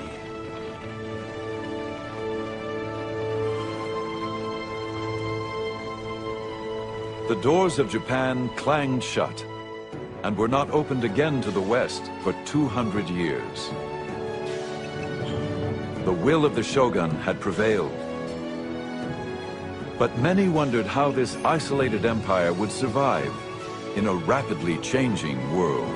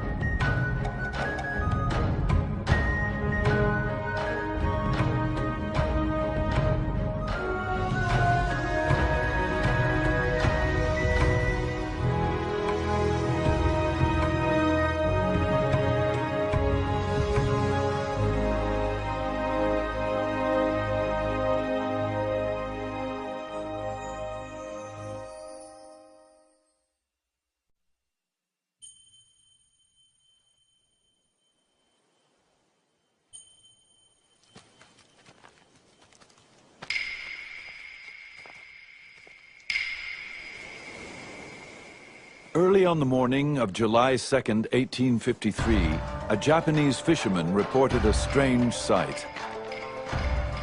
I was told there were ships on fire. I ran up the mountain to get a good look. The ships came nearer and nearer, until the shape of them showed us they were not Japanese ships, but foreign. And what we had taken for a conflagration on sea was really the black smoke rising out of their smokestacks. Steamships, like most Western innovations, were unknown in Japan. Now there were 4 in the harbor. The American squadron, armed with cannons and almost 1,000 men, was ready to force its way onto Japanese shores.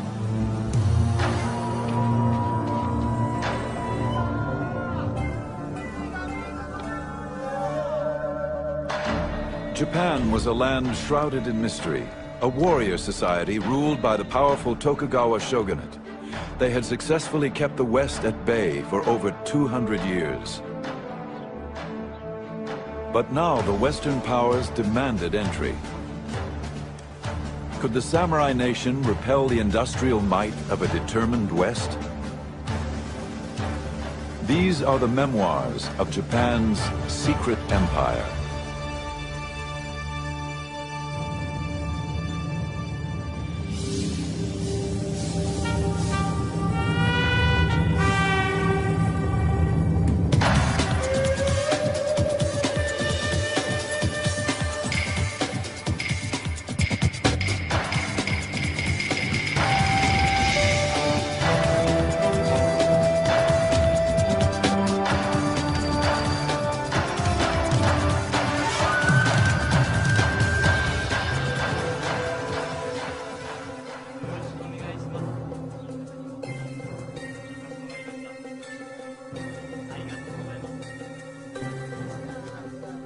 All those who are in contact with us are bound by an oath and signed with their blood not to talk or entrust to us information about the situation of their country, their religion, and secrets of government. So reported the German doctor Engelbert Kempfer, one of the few Europeans allowed in Japan. It was the year 1690, and the Japanese viewed Westerners as barbarians who threatened their orderly society. The Japanese were determined to keep their doors closed to the West for as long as they could. There was one exception, a small settlement of Dutch traders who agreed to live in confinement on an island in Nagasaki Harbor. For over 200 years, this sequestered trading post would be Europe's only window to this impenetrable land.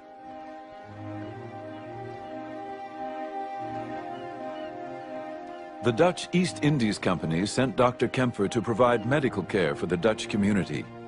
He was also asked to gather information about the everyday life of the Japanese. It would not be an easy task.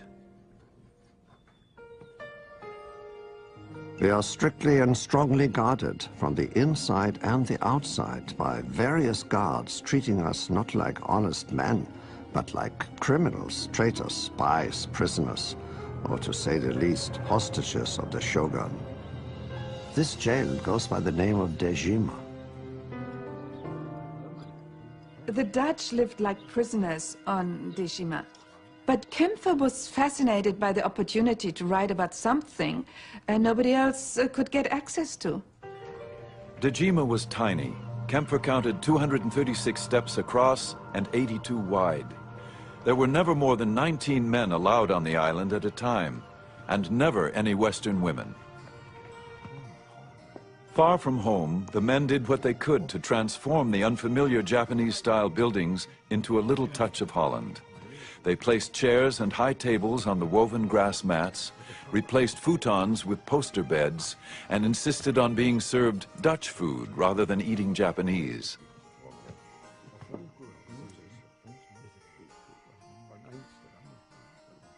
No Japanese, except for prostitutes, were allowed unsupervised contact with the Dutch. Yet, in order to gather information for his reports, Kempfer managed to create a small group of inadvertent Japanese informants.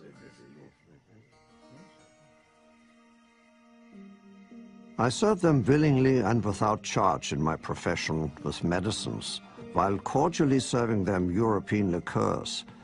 I questioned them about local matters, nature and secular and spiritual topics, with total freedom.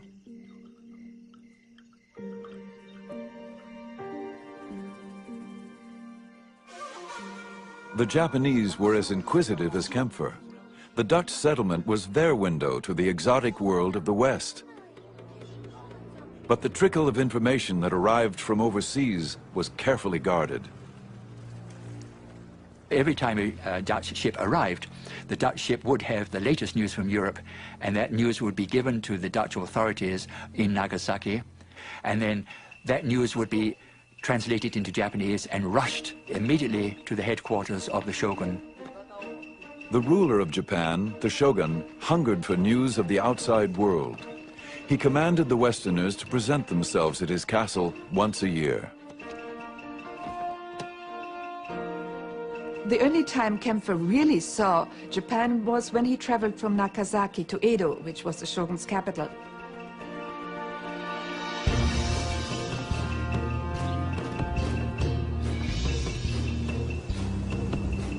The road trip to Edo gave Kempfer revealing glimpses into the world of the Japanese. He recorded every detail of his month-long trip.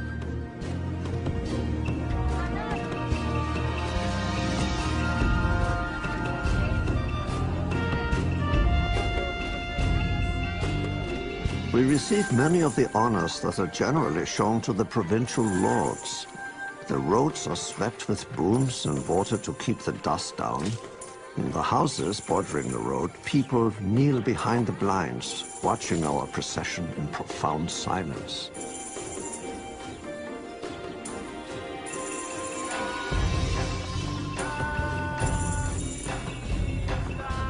An incredible number of people daily use the highways of Japan's provinces. Indeed, at certain times of the year, they are as crowded as the streets of a populous European city. The reason for these crowds is partly that the Japanese travel more often than other people. Kempfer would write about all of the travelers, samurai and their lords called daimyo, merchants and roadside performers, Buddhist monks, and a group of young women who dressed like nuns. They cover their shorn heads with silk hoods and adorn themselves nicely.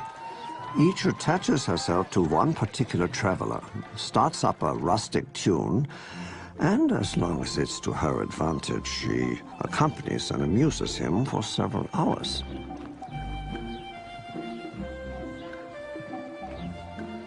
As the road traffic grew, so did the number of merchants who catered to the travelers' needs.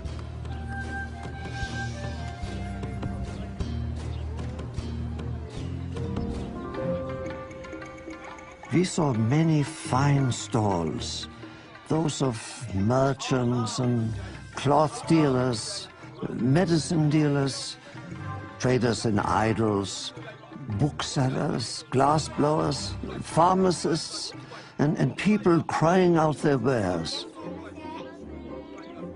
There are countless humble inns, roadside food stalls, sake or beer taverns, cake and sweet stalls along our road. Outside tables also have a variety of biscuits of different colors and shapes on display. They are pretty to look at, but are generally so tough that it is difficult to move one's teeth if one attempts to chew them.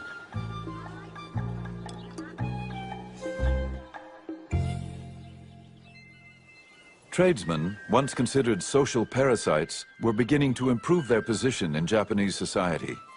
Successful street peddlers became roadside merchants, who would eventually build bigger stores and even move to the cities. Kempfer was witnessing a changing way of life in Japan that would soon shake the very foundations of this highly ordered society. The samurai weren't allowed to engage in trade, so the merchants' standard of living was rising, while that of the samurai was falling, and that was just not appropriate for Tokugawa society, where the samurai were the top class. The samurai were the elite ruling class, less than 10% of the population. In Tokugawa, Japan, one was born a samurai, and only a samurai had the right to carry 2 swords. Obligation and loyalty to one's daimyo master formed the basis of their warrior code.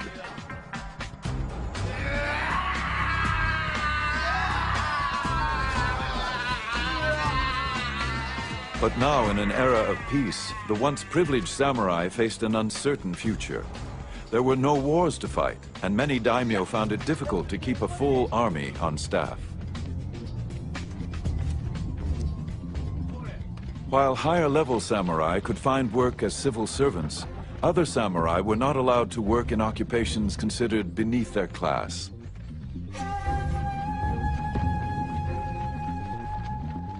An increasing number of unemployed samurai, called ronin, wandered the countryside looking for a new master.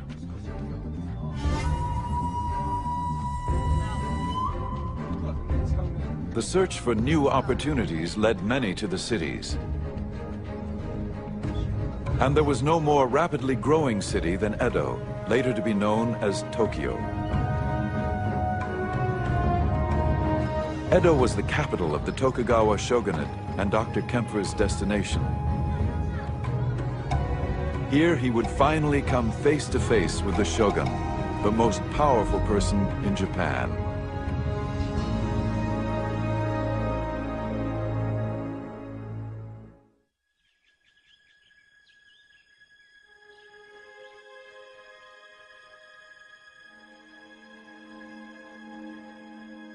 When Dr. Kempfer arrived in Edo, he was sequestered in guarded quarters for 2 weeks.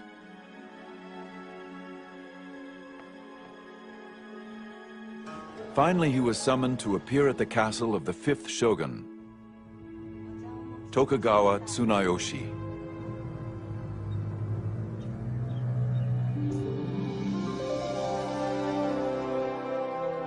The shogun's residence is spacious with many long corridors and large rooms which can be closed off by sliding partitions.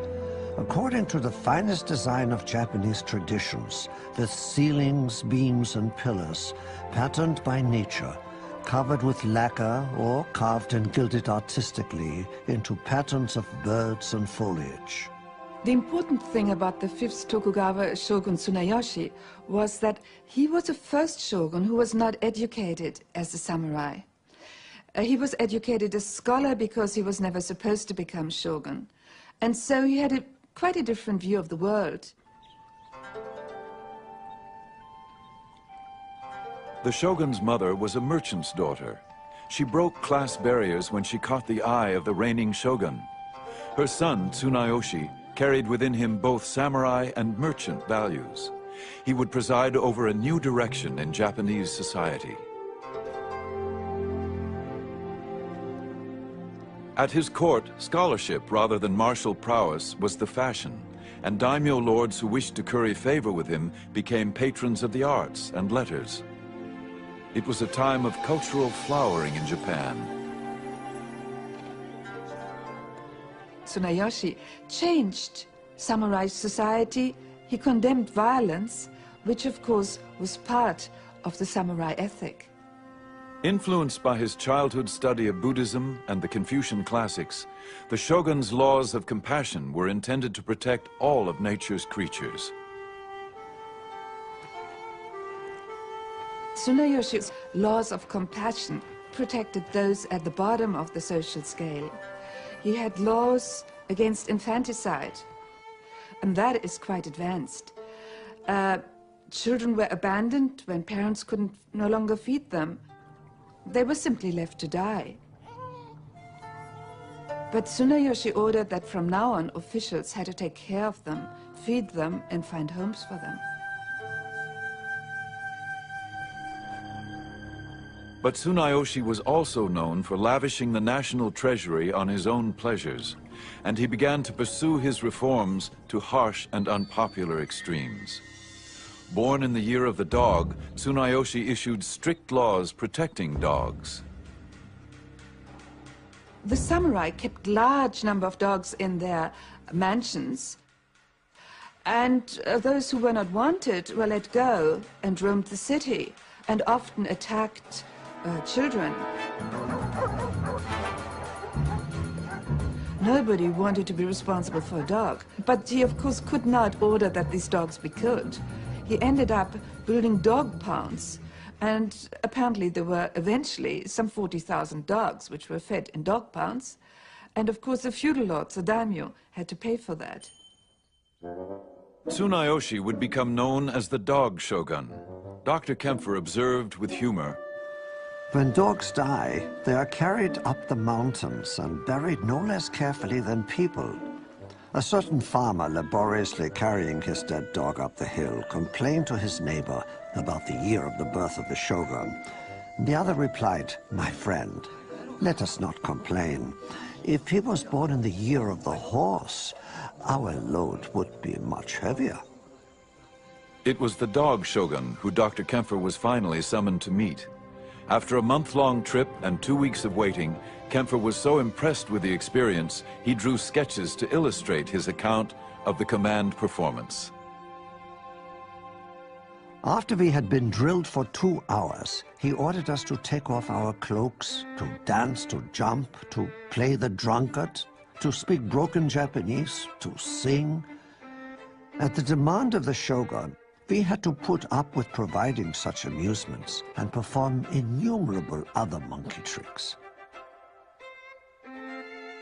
Engelbert Kempfer and the 5th shogun shared one thing, and that was a great curiosity. But at the audience, the shogun sat behind a bamboo screen. And he asked Kempfer to come close to the bamboo screen, even take his wig off, and dance and sing for him. And Kempfer strained his eyes to be able to see what the shogun looked like and his wives behind the bamboo screen.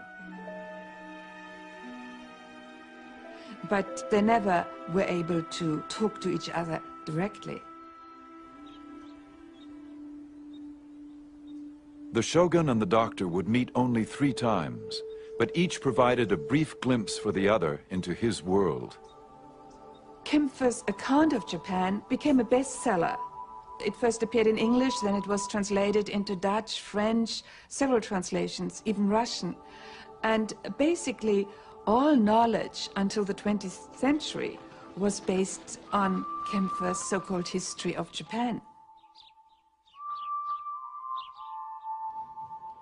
Japan had no desire to open its doors to the West. The country was at peace, but the economy was in decline. Thousands of disenfranchised samurai warriors would keep the nation on edge.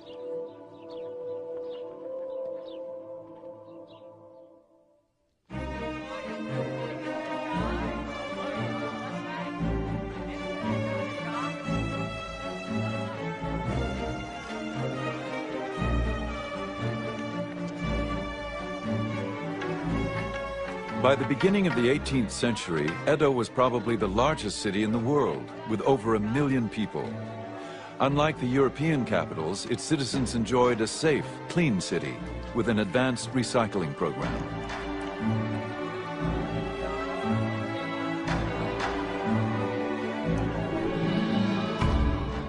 And it was prosperous beyond measure.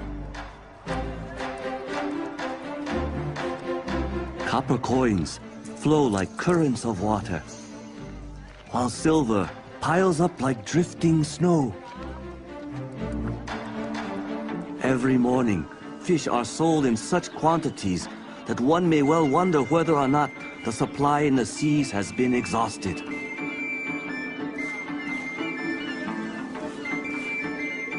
Visible in the distance is Mount Fuji, rising in all its magnificence against the horizon. At least half of Edo's population were samurai warriors who had come to the capital with their daimyo lords. Since there were no wars to fight, the samurai had leisure time, but not always the means to enjoy it.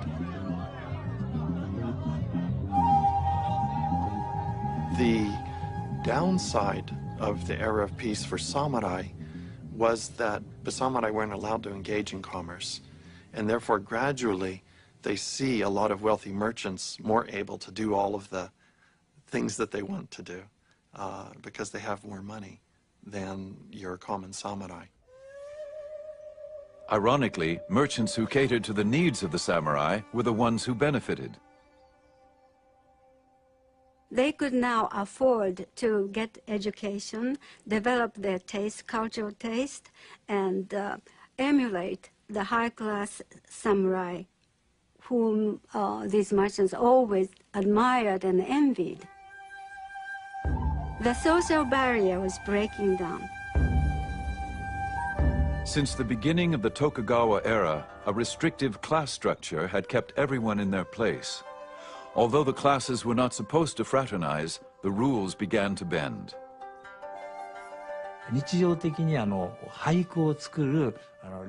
In social situations, such as the popular haiku clubs, where both samurai and merchants were both active participants, rather than addressing each other by their acknowledged family names, each would create a pen name. In this way, they freed themselves from adhering to the rigid rules demanded by their social standing.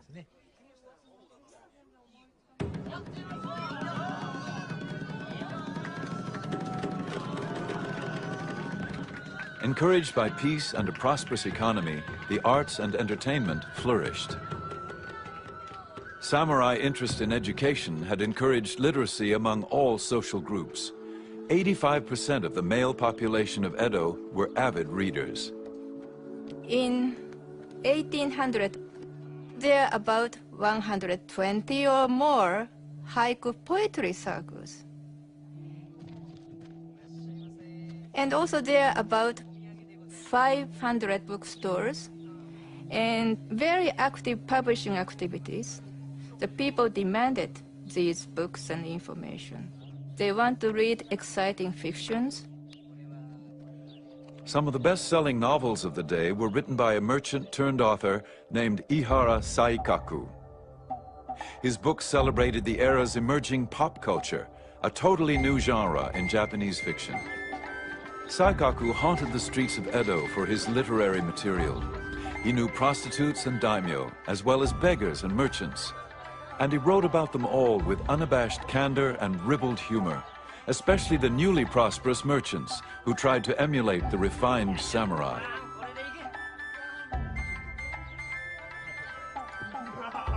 If you didn't know better, you'd think they all came from fine families. But let me tell you, that one in the shiny coat, he's a glue maker. He deals in cattle bones and cow slobber. But the way he dresses, you'd think his own bones were the product of fine breeding. He's had to put his house in hock. His creditors have taken him to court. If you ask me, he's crazy to be out for a night on the town. In Edo, a night on the town often meant kabuki, the most popular form of stage entertainment. To Edo people, the kabuki actors were like Hollywood stars. The fans would collect woodblock prints of their favorite actors, not only for the fun of collecting them, but also to see what fantastic costumes their favorite actors were wearing on stage.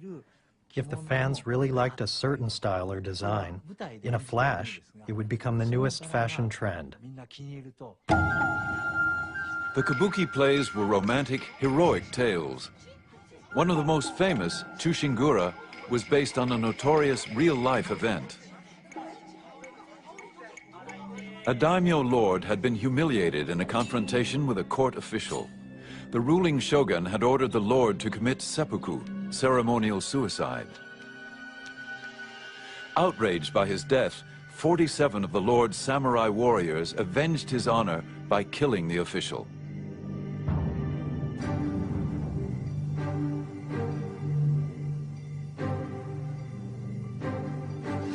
This presented the ruling shogun with a dilemma.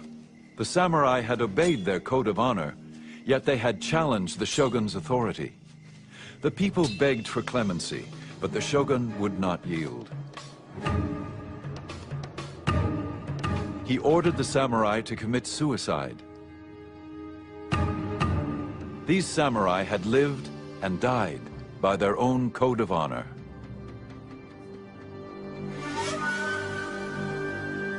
The incident captured the public's attention like no other. Soon these men were immortalized on the kabuki stage, a nostalgic tribute to a bygone era. It represented for them the ideal that samurai were so selfless and devoted to honor and to their lord that they would give up their lives. And this was reassuring to them in a messy, commercialistic world in which most samurai spent their time drinking and partying and watching the theater and being selfish like us. Here there are 47 samurai, really act like warriors.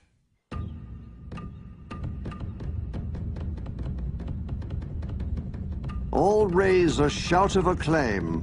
Well done, well done.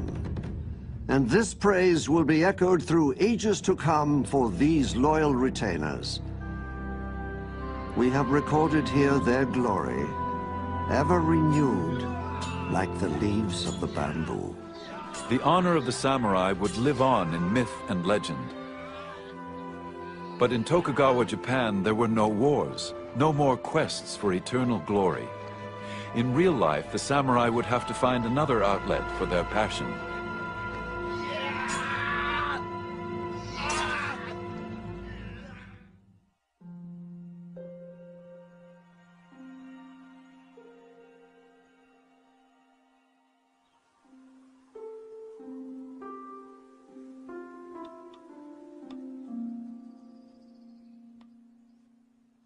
The courtesan arranges her clothing so that the red silk undergarment will flip open to reveal a flash of white skin. When men witness such a sight, they go insane and spend the money they are entrusted with, even if it means literally losing their heads the next day. But most men only gape, envious of the men who can pay the courtesan's price.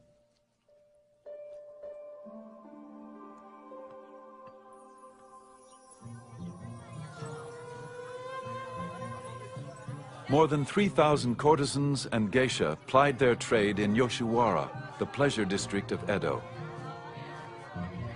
Yoshiwara was government regulated, an effective tool for keeping the restless male population under careful control.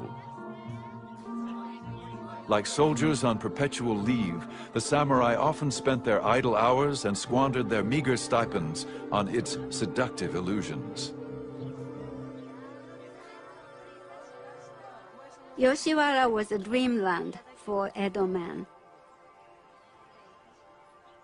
It gave them fantasy, imagination, and romance. It was like a Hollywood, where celebrity was so important. Gated, walled, and surrounded by a moat, it was a city unto itself. No Westerner was ever allowed to explore its pleasures.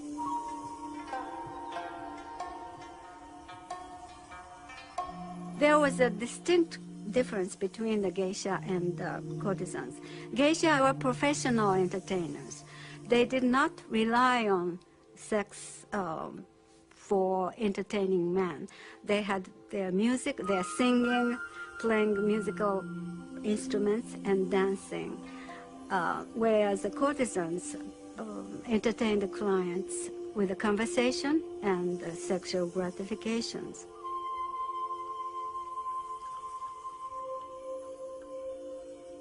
Yoshiwara courtesans were the elite of the prostitutes. If they just wanted to fulfill their sexual need, all over Edo, there were plenty of illegal, cheap prostitutes, but they wanted to come to Yoshiwara because it was such a prestigious and special place. Recruited at a young age from impoverished families, both geishas and courtesans were schooled in fastidious etiquette and endowed with a magnificent sense of style and artistic refinement. Their ability to hold a conversation about the latest play or city scandal was as important as what came afterwards. The courtesans and their clients gathered in neighboring tea houses. They were stylish centers of elegance and wit, much like the London coffee houses of the same period. To properly partake of Yoshiwara's delights was an art in itself.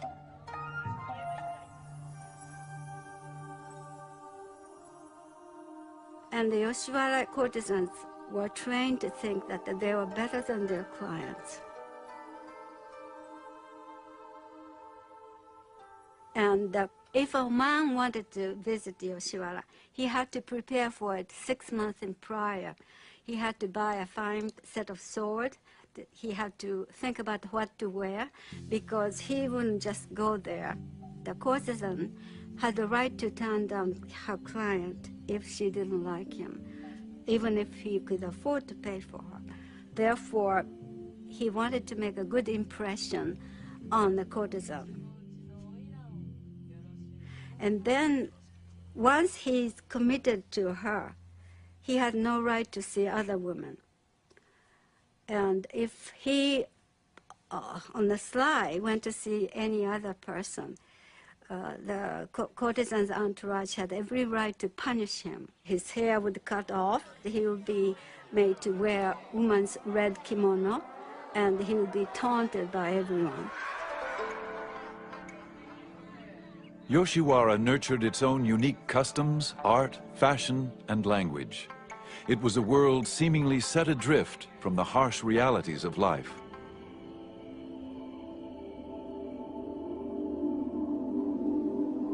Living only for the moment, giving all our time to the pleasures of the moon, the snow, cherry blossoms, and maple leaves.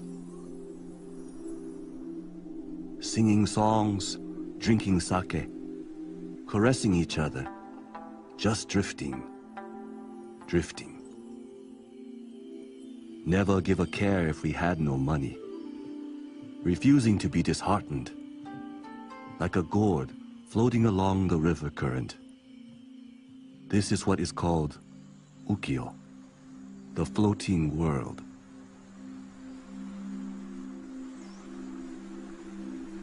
But the word ukiyo still retained its Buddhistic sense of this transitory life. Its impermanence, this life's suffering, was still there, particularly for the courtesans and prostitutes, all of whom had some kind of trouble. They were very unhappy, and yet they had to present a very brilliant, gay, external appearance to the general public. It makes me think of the music of blues in jazz world, this indefinable, indescribable pathos, sadness, and languidness. This is very reminiscent of the word ukiyo to me.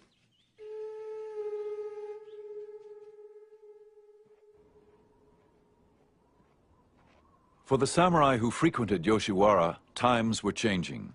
They continued to train daily for battle, but without a war to fight, many became aimless. Today's warriors, all they talk about is women, eating, and drinking. Actors and dramatic productions. Their fencing practice and lance work are only for personal vendetta. Their study of archery and gunnery are solely for show. They're riding just for ceremonies. Katsu Kokichi was a mid-level samurai drawn to Yoshiwara, but without the income to fulfill his desires.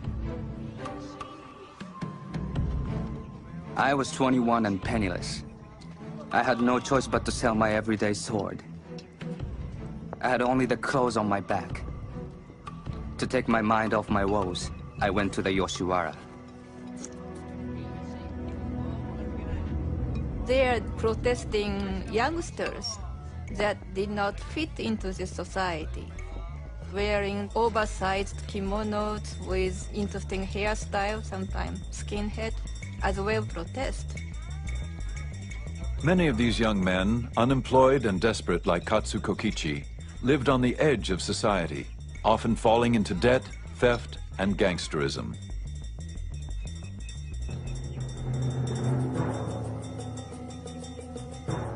When we entered the shrine precinct, a couple of sharp-looking characters sauntered up to us, humming a tune.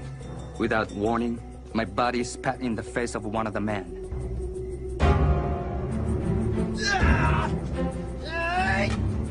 We then noticed a group of about 20 men, all armed with long hooked spears. Outside the gates was a reinforcement of some 30 men with pike poles. We were 4 against 50. For Katsu Kokichi, the samurai code of honor was all but gone.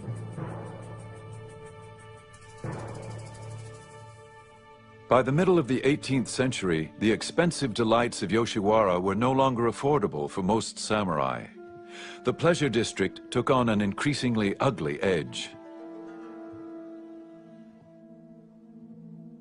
And the brothel keepers lost their pride. They had become slaves of money-making, and they became much less compassionate. Some of them became very, very cruel and treated prostitutes miserably, and there was some death. Toward the end of the period, the sick prostitutes were not given medication or care, and when they died, they were just thrown into a pit for nameless dead. Feeling alone, just like floating weeds cut off at the root, I may just follow where the water may take me.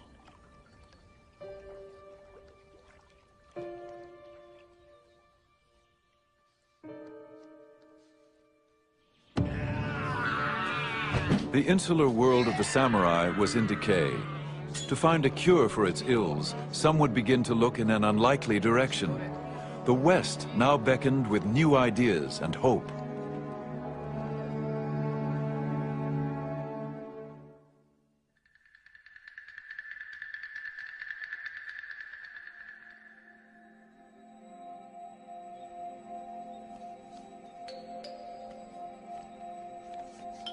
I couldn't read a word, of course, but drawings of the viscera, bones, and muscles were quite unlike anything I had previously seen. Physician Sugita Genpaku couldn't read Dutch, but when he stumbled upon a Dutch anatomy book, he was stunned by the drawings. He had never seen anything like it in his Chinese medical books. In the mid-18th century, Western books, first brought clandestinely from the Netherlands, piqued the interest of many Japanese scientists and doctors. それまであまり行われてなかった Sugita Genpaku received permission from the government to order the first sanctioned autopsy of a criminal's corpse for scientific study. The corpse of the criminal was that of an old woman of about 50 years. The old butcher pointed to this and that, giving them names, but there were certain parts for which he had no names. When we compared what we saw with the illustrations in the Dutch book, it was exactly as depicted.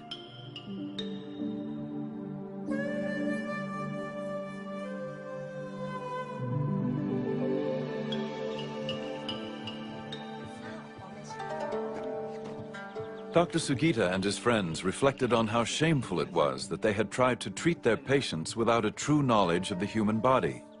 He vowed to learn more. He taught himself Dutch so he could translate the book.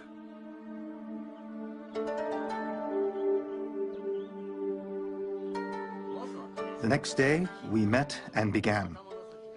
Gradually, we got so we could decipher 10 lines or more a day. After 2 or 3 years of hard study, everything became clear to us. The joy of it was as the chewing of sweet sugar cane.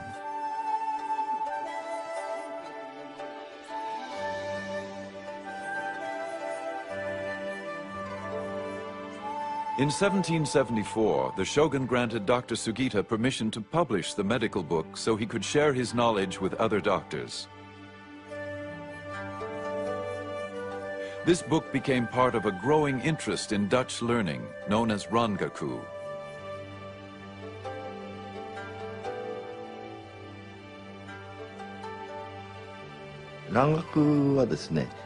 Originally, Rangaku had to do with medical studies. When physicians discovered they could heal ailments with the new Western medicine from Holland that they couldn't heal with the traditional Japanese medical practices, they became very interested in the study of Rangaku. Gradually, as knowledge of the Dutch language became more widespread, other aspects of Rangaku, such as astronomy, science, and chemistry, were introduced to Japan.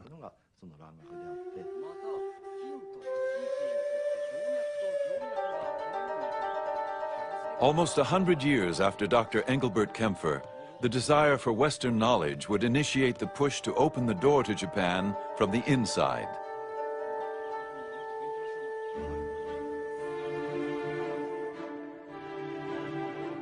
And yet, as attractive as Western knowledge was to some Japanese intellectuals, there were others who believed that anything Western still threatened Japanese society. One source of harm that has appeared of late is Dutch studies. These students have been taken in by the weakness of some for novel gadgets and rare medicines which delight the eye and enthrall the heart.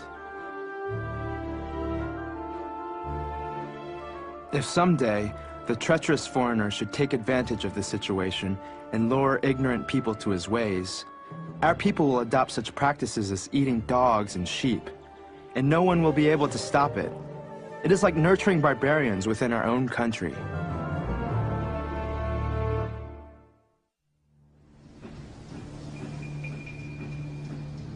Today, the alien barbarians of the West, the lowly organs of the legs and feet of the world, are dashing across the seas, tramping other countries underfoot, and daring with their squinting eyes and limping feet to override the noble nations. What manner of arrogance is this? Japan had managed to keep the alien barbarians at bay for more than 200 years. But now, in the mid-19th century, the West was poised to assert itself. The shogun is faced with a strategic threat on three fronts.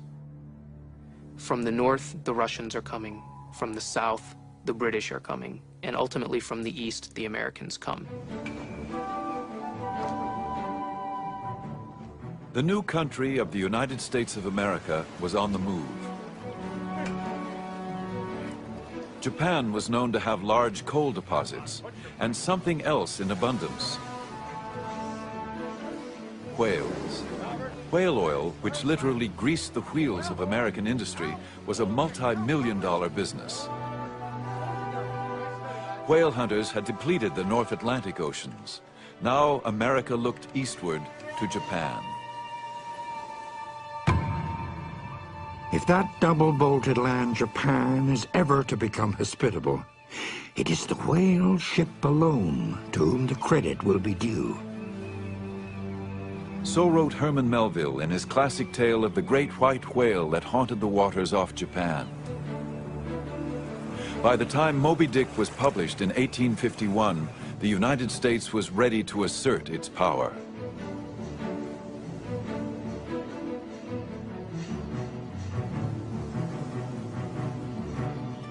Japan's leaders were aware of the growing push towards their shores.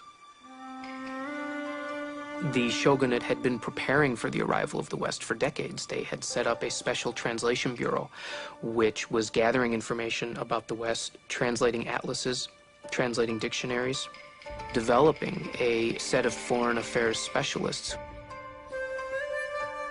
Key advisors warned of an imminent foreign threat. They urged the shogun to bolster his defenses.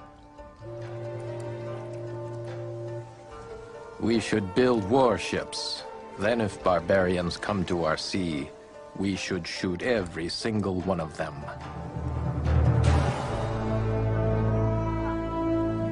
Others feared that Japan could not serve as a worthy opponent to the West. Their weaponry and ships had not changed since closing the doors to Europe 200 years before. There was no resolution.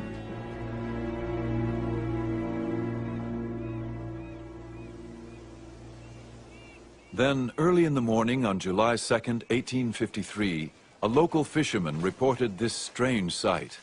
I was told there were ships on fire. I ran up to the mountain to get a good look. The ships came nearer and nearer. until the shape of them showed us they were not Japanese ships, but foreign. And what we had taken for a conflagration on sea was really the black smoke rising out of their smokestacks.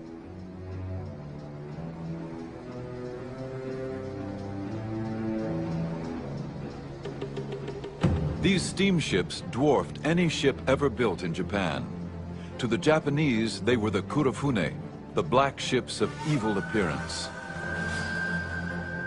On board were some 60 cannons and almost 1,000 Americans. And they landed not in the foreigners' port of Nagasaki, but rather in the forbidden waters of Edo Bay, the shogun's own capital city.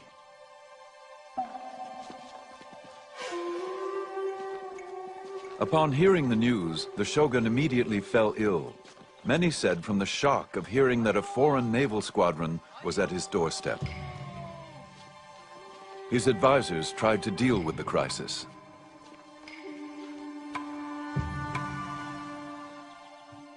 Fresh messages arrived one after the other. The situation seemed so sudden, so formidable, and so important. Orders were issued to the great clans to keep strict watch, as if it were possible that these barbarian vessels might proceed to acts of violence. In a desperate show of force, the shogunate sent a squadron of guard boats to surround the American ships. The Japanese officer ordered the ships to leave. Their commander, Commodore Matthew C. Perry, ignored him. I was well aware that the more exclusive I should make myself, and the more exacting I might be, the more respect these people of forms and ceremonies would award me. 5,000 samurai warriors armed with swords and antiquated cannons lined the shores. Again, their chief officer commanded Perry, leave Edo Bay immediately. The Commodore refused. I endeavor to inculcate the idea that the government of the United States is superior in power and influence to Japan. The honor of the nation calls for it, and the interest of commerce demands it.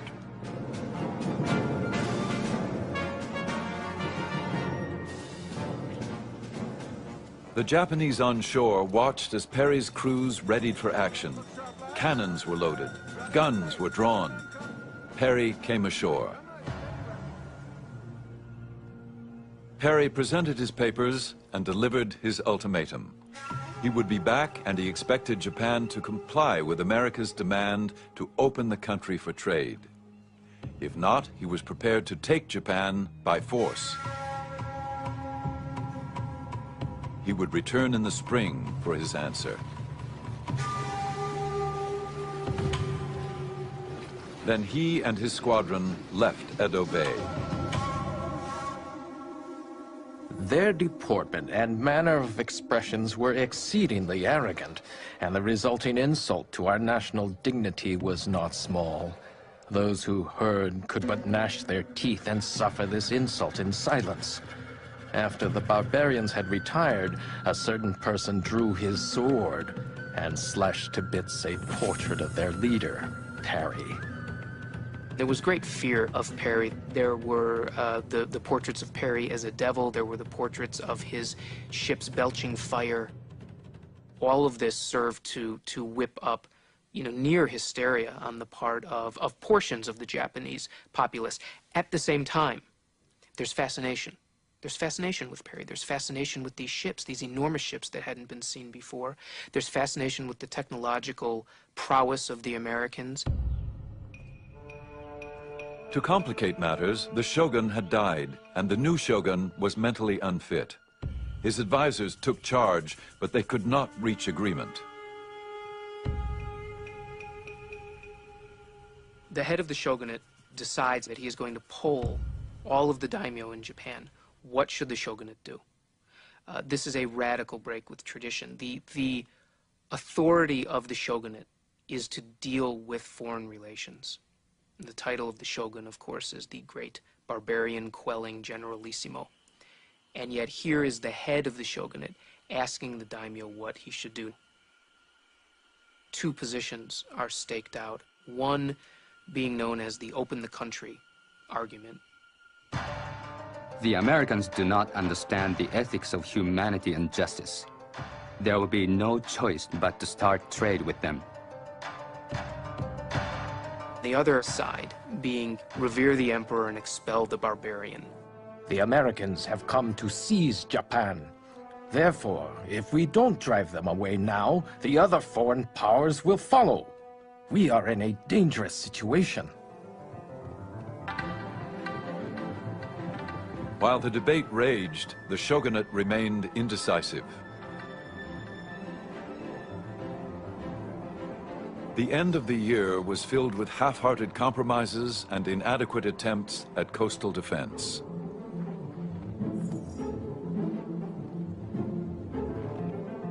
Then, in February, Perry returned earlier than expected.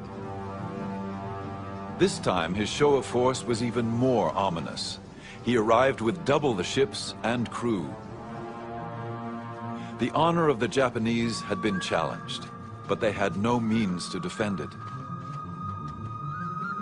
Their only hope lay in negotiation.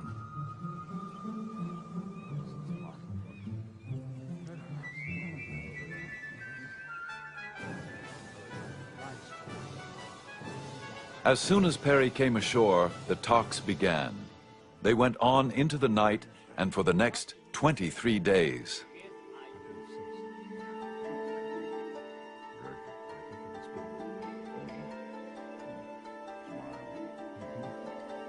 In the end, the treaty was a compromise, which served both countries' interests. Perry got what he wanted, which was to establish a relationship between Japan and the United States. The shogunate got what it wanted in not surrendering its control over foreign relations and opening Japan up to unregulated trade. I'm not sure that the shogunate has been given enough credit for choosing peace over war. And you can say that the shogunate chose to open up relations with America and the West out of weakness, but it didn't have to. The shogunate took the practical decision, and they chose peace, and thereby preserved the integrity and territorial sovereignty of their country. Before signing the treaty with Perry, the shogun arranged a social evening, a prerequisite for conducting business in Japan that continues to this day. Sumo wrestlers displayed their strength.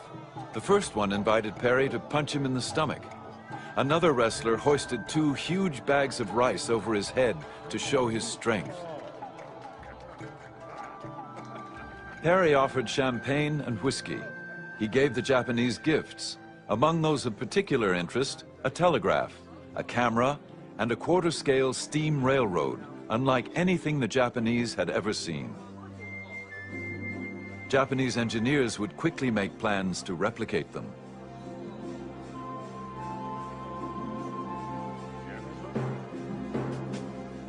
Three days later, the agreement was signed.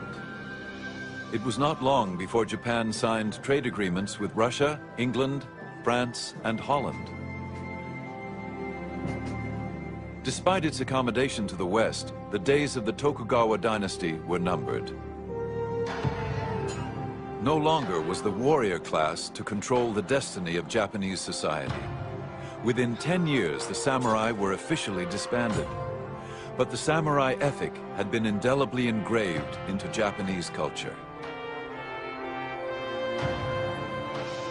In 1868, the 15th shogun stepped down. With his departure, 265 years of rule by the Tokugawa family had come to an end. The modern era of Japan had begun.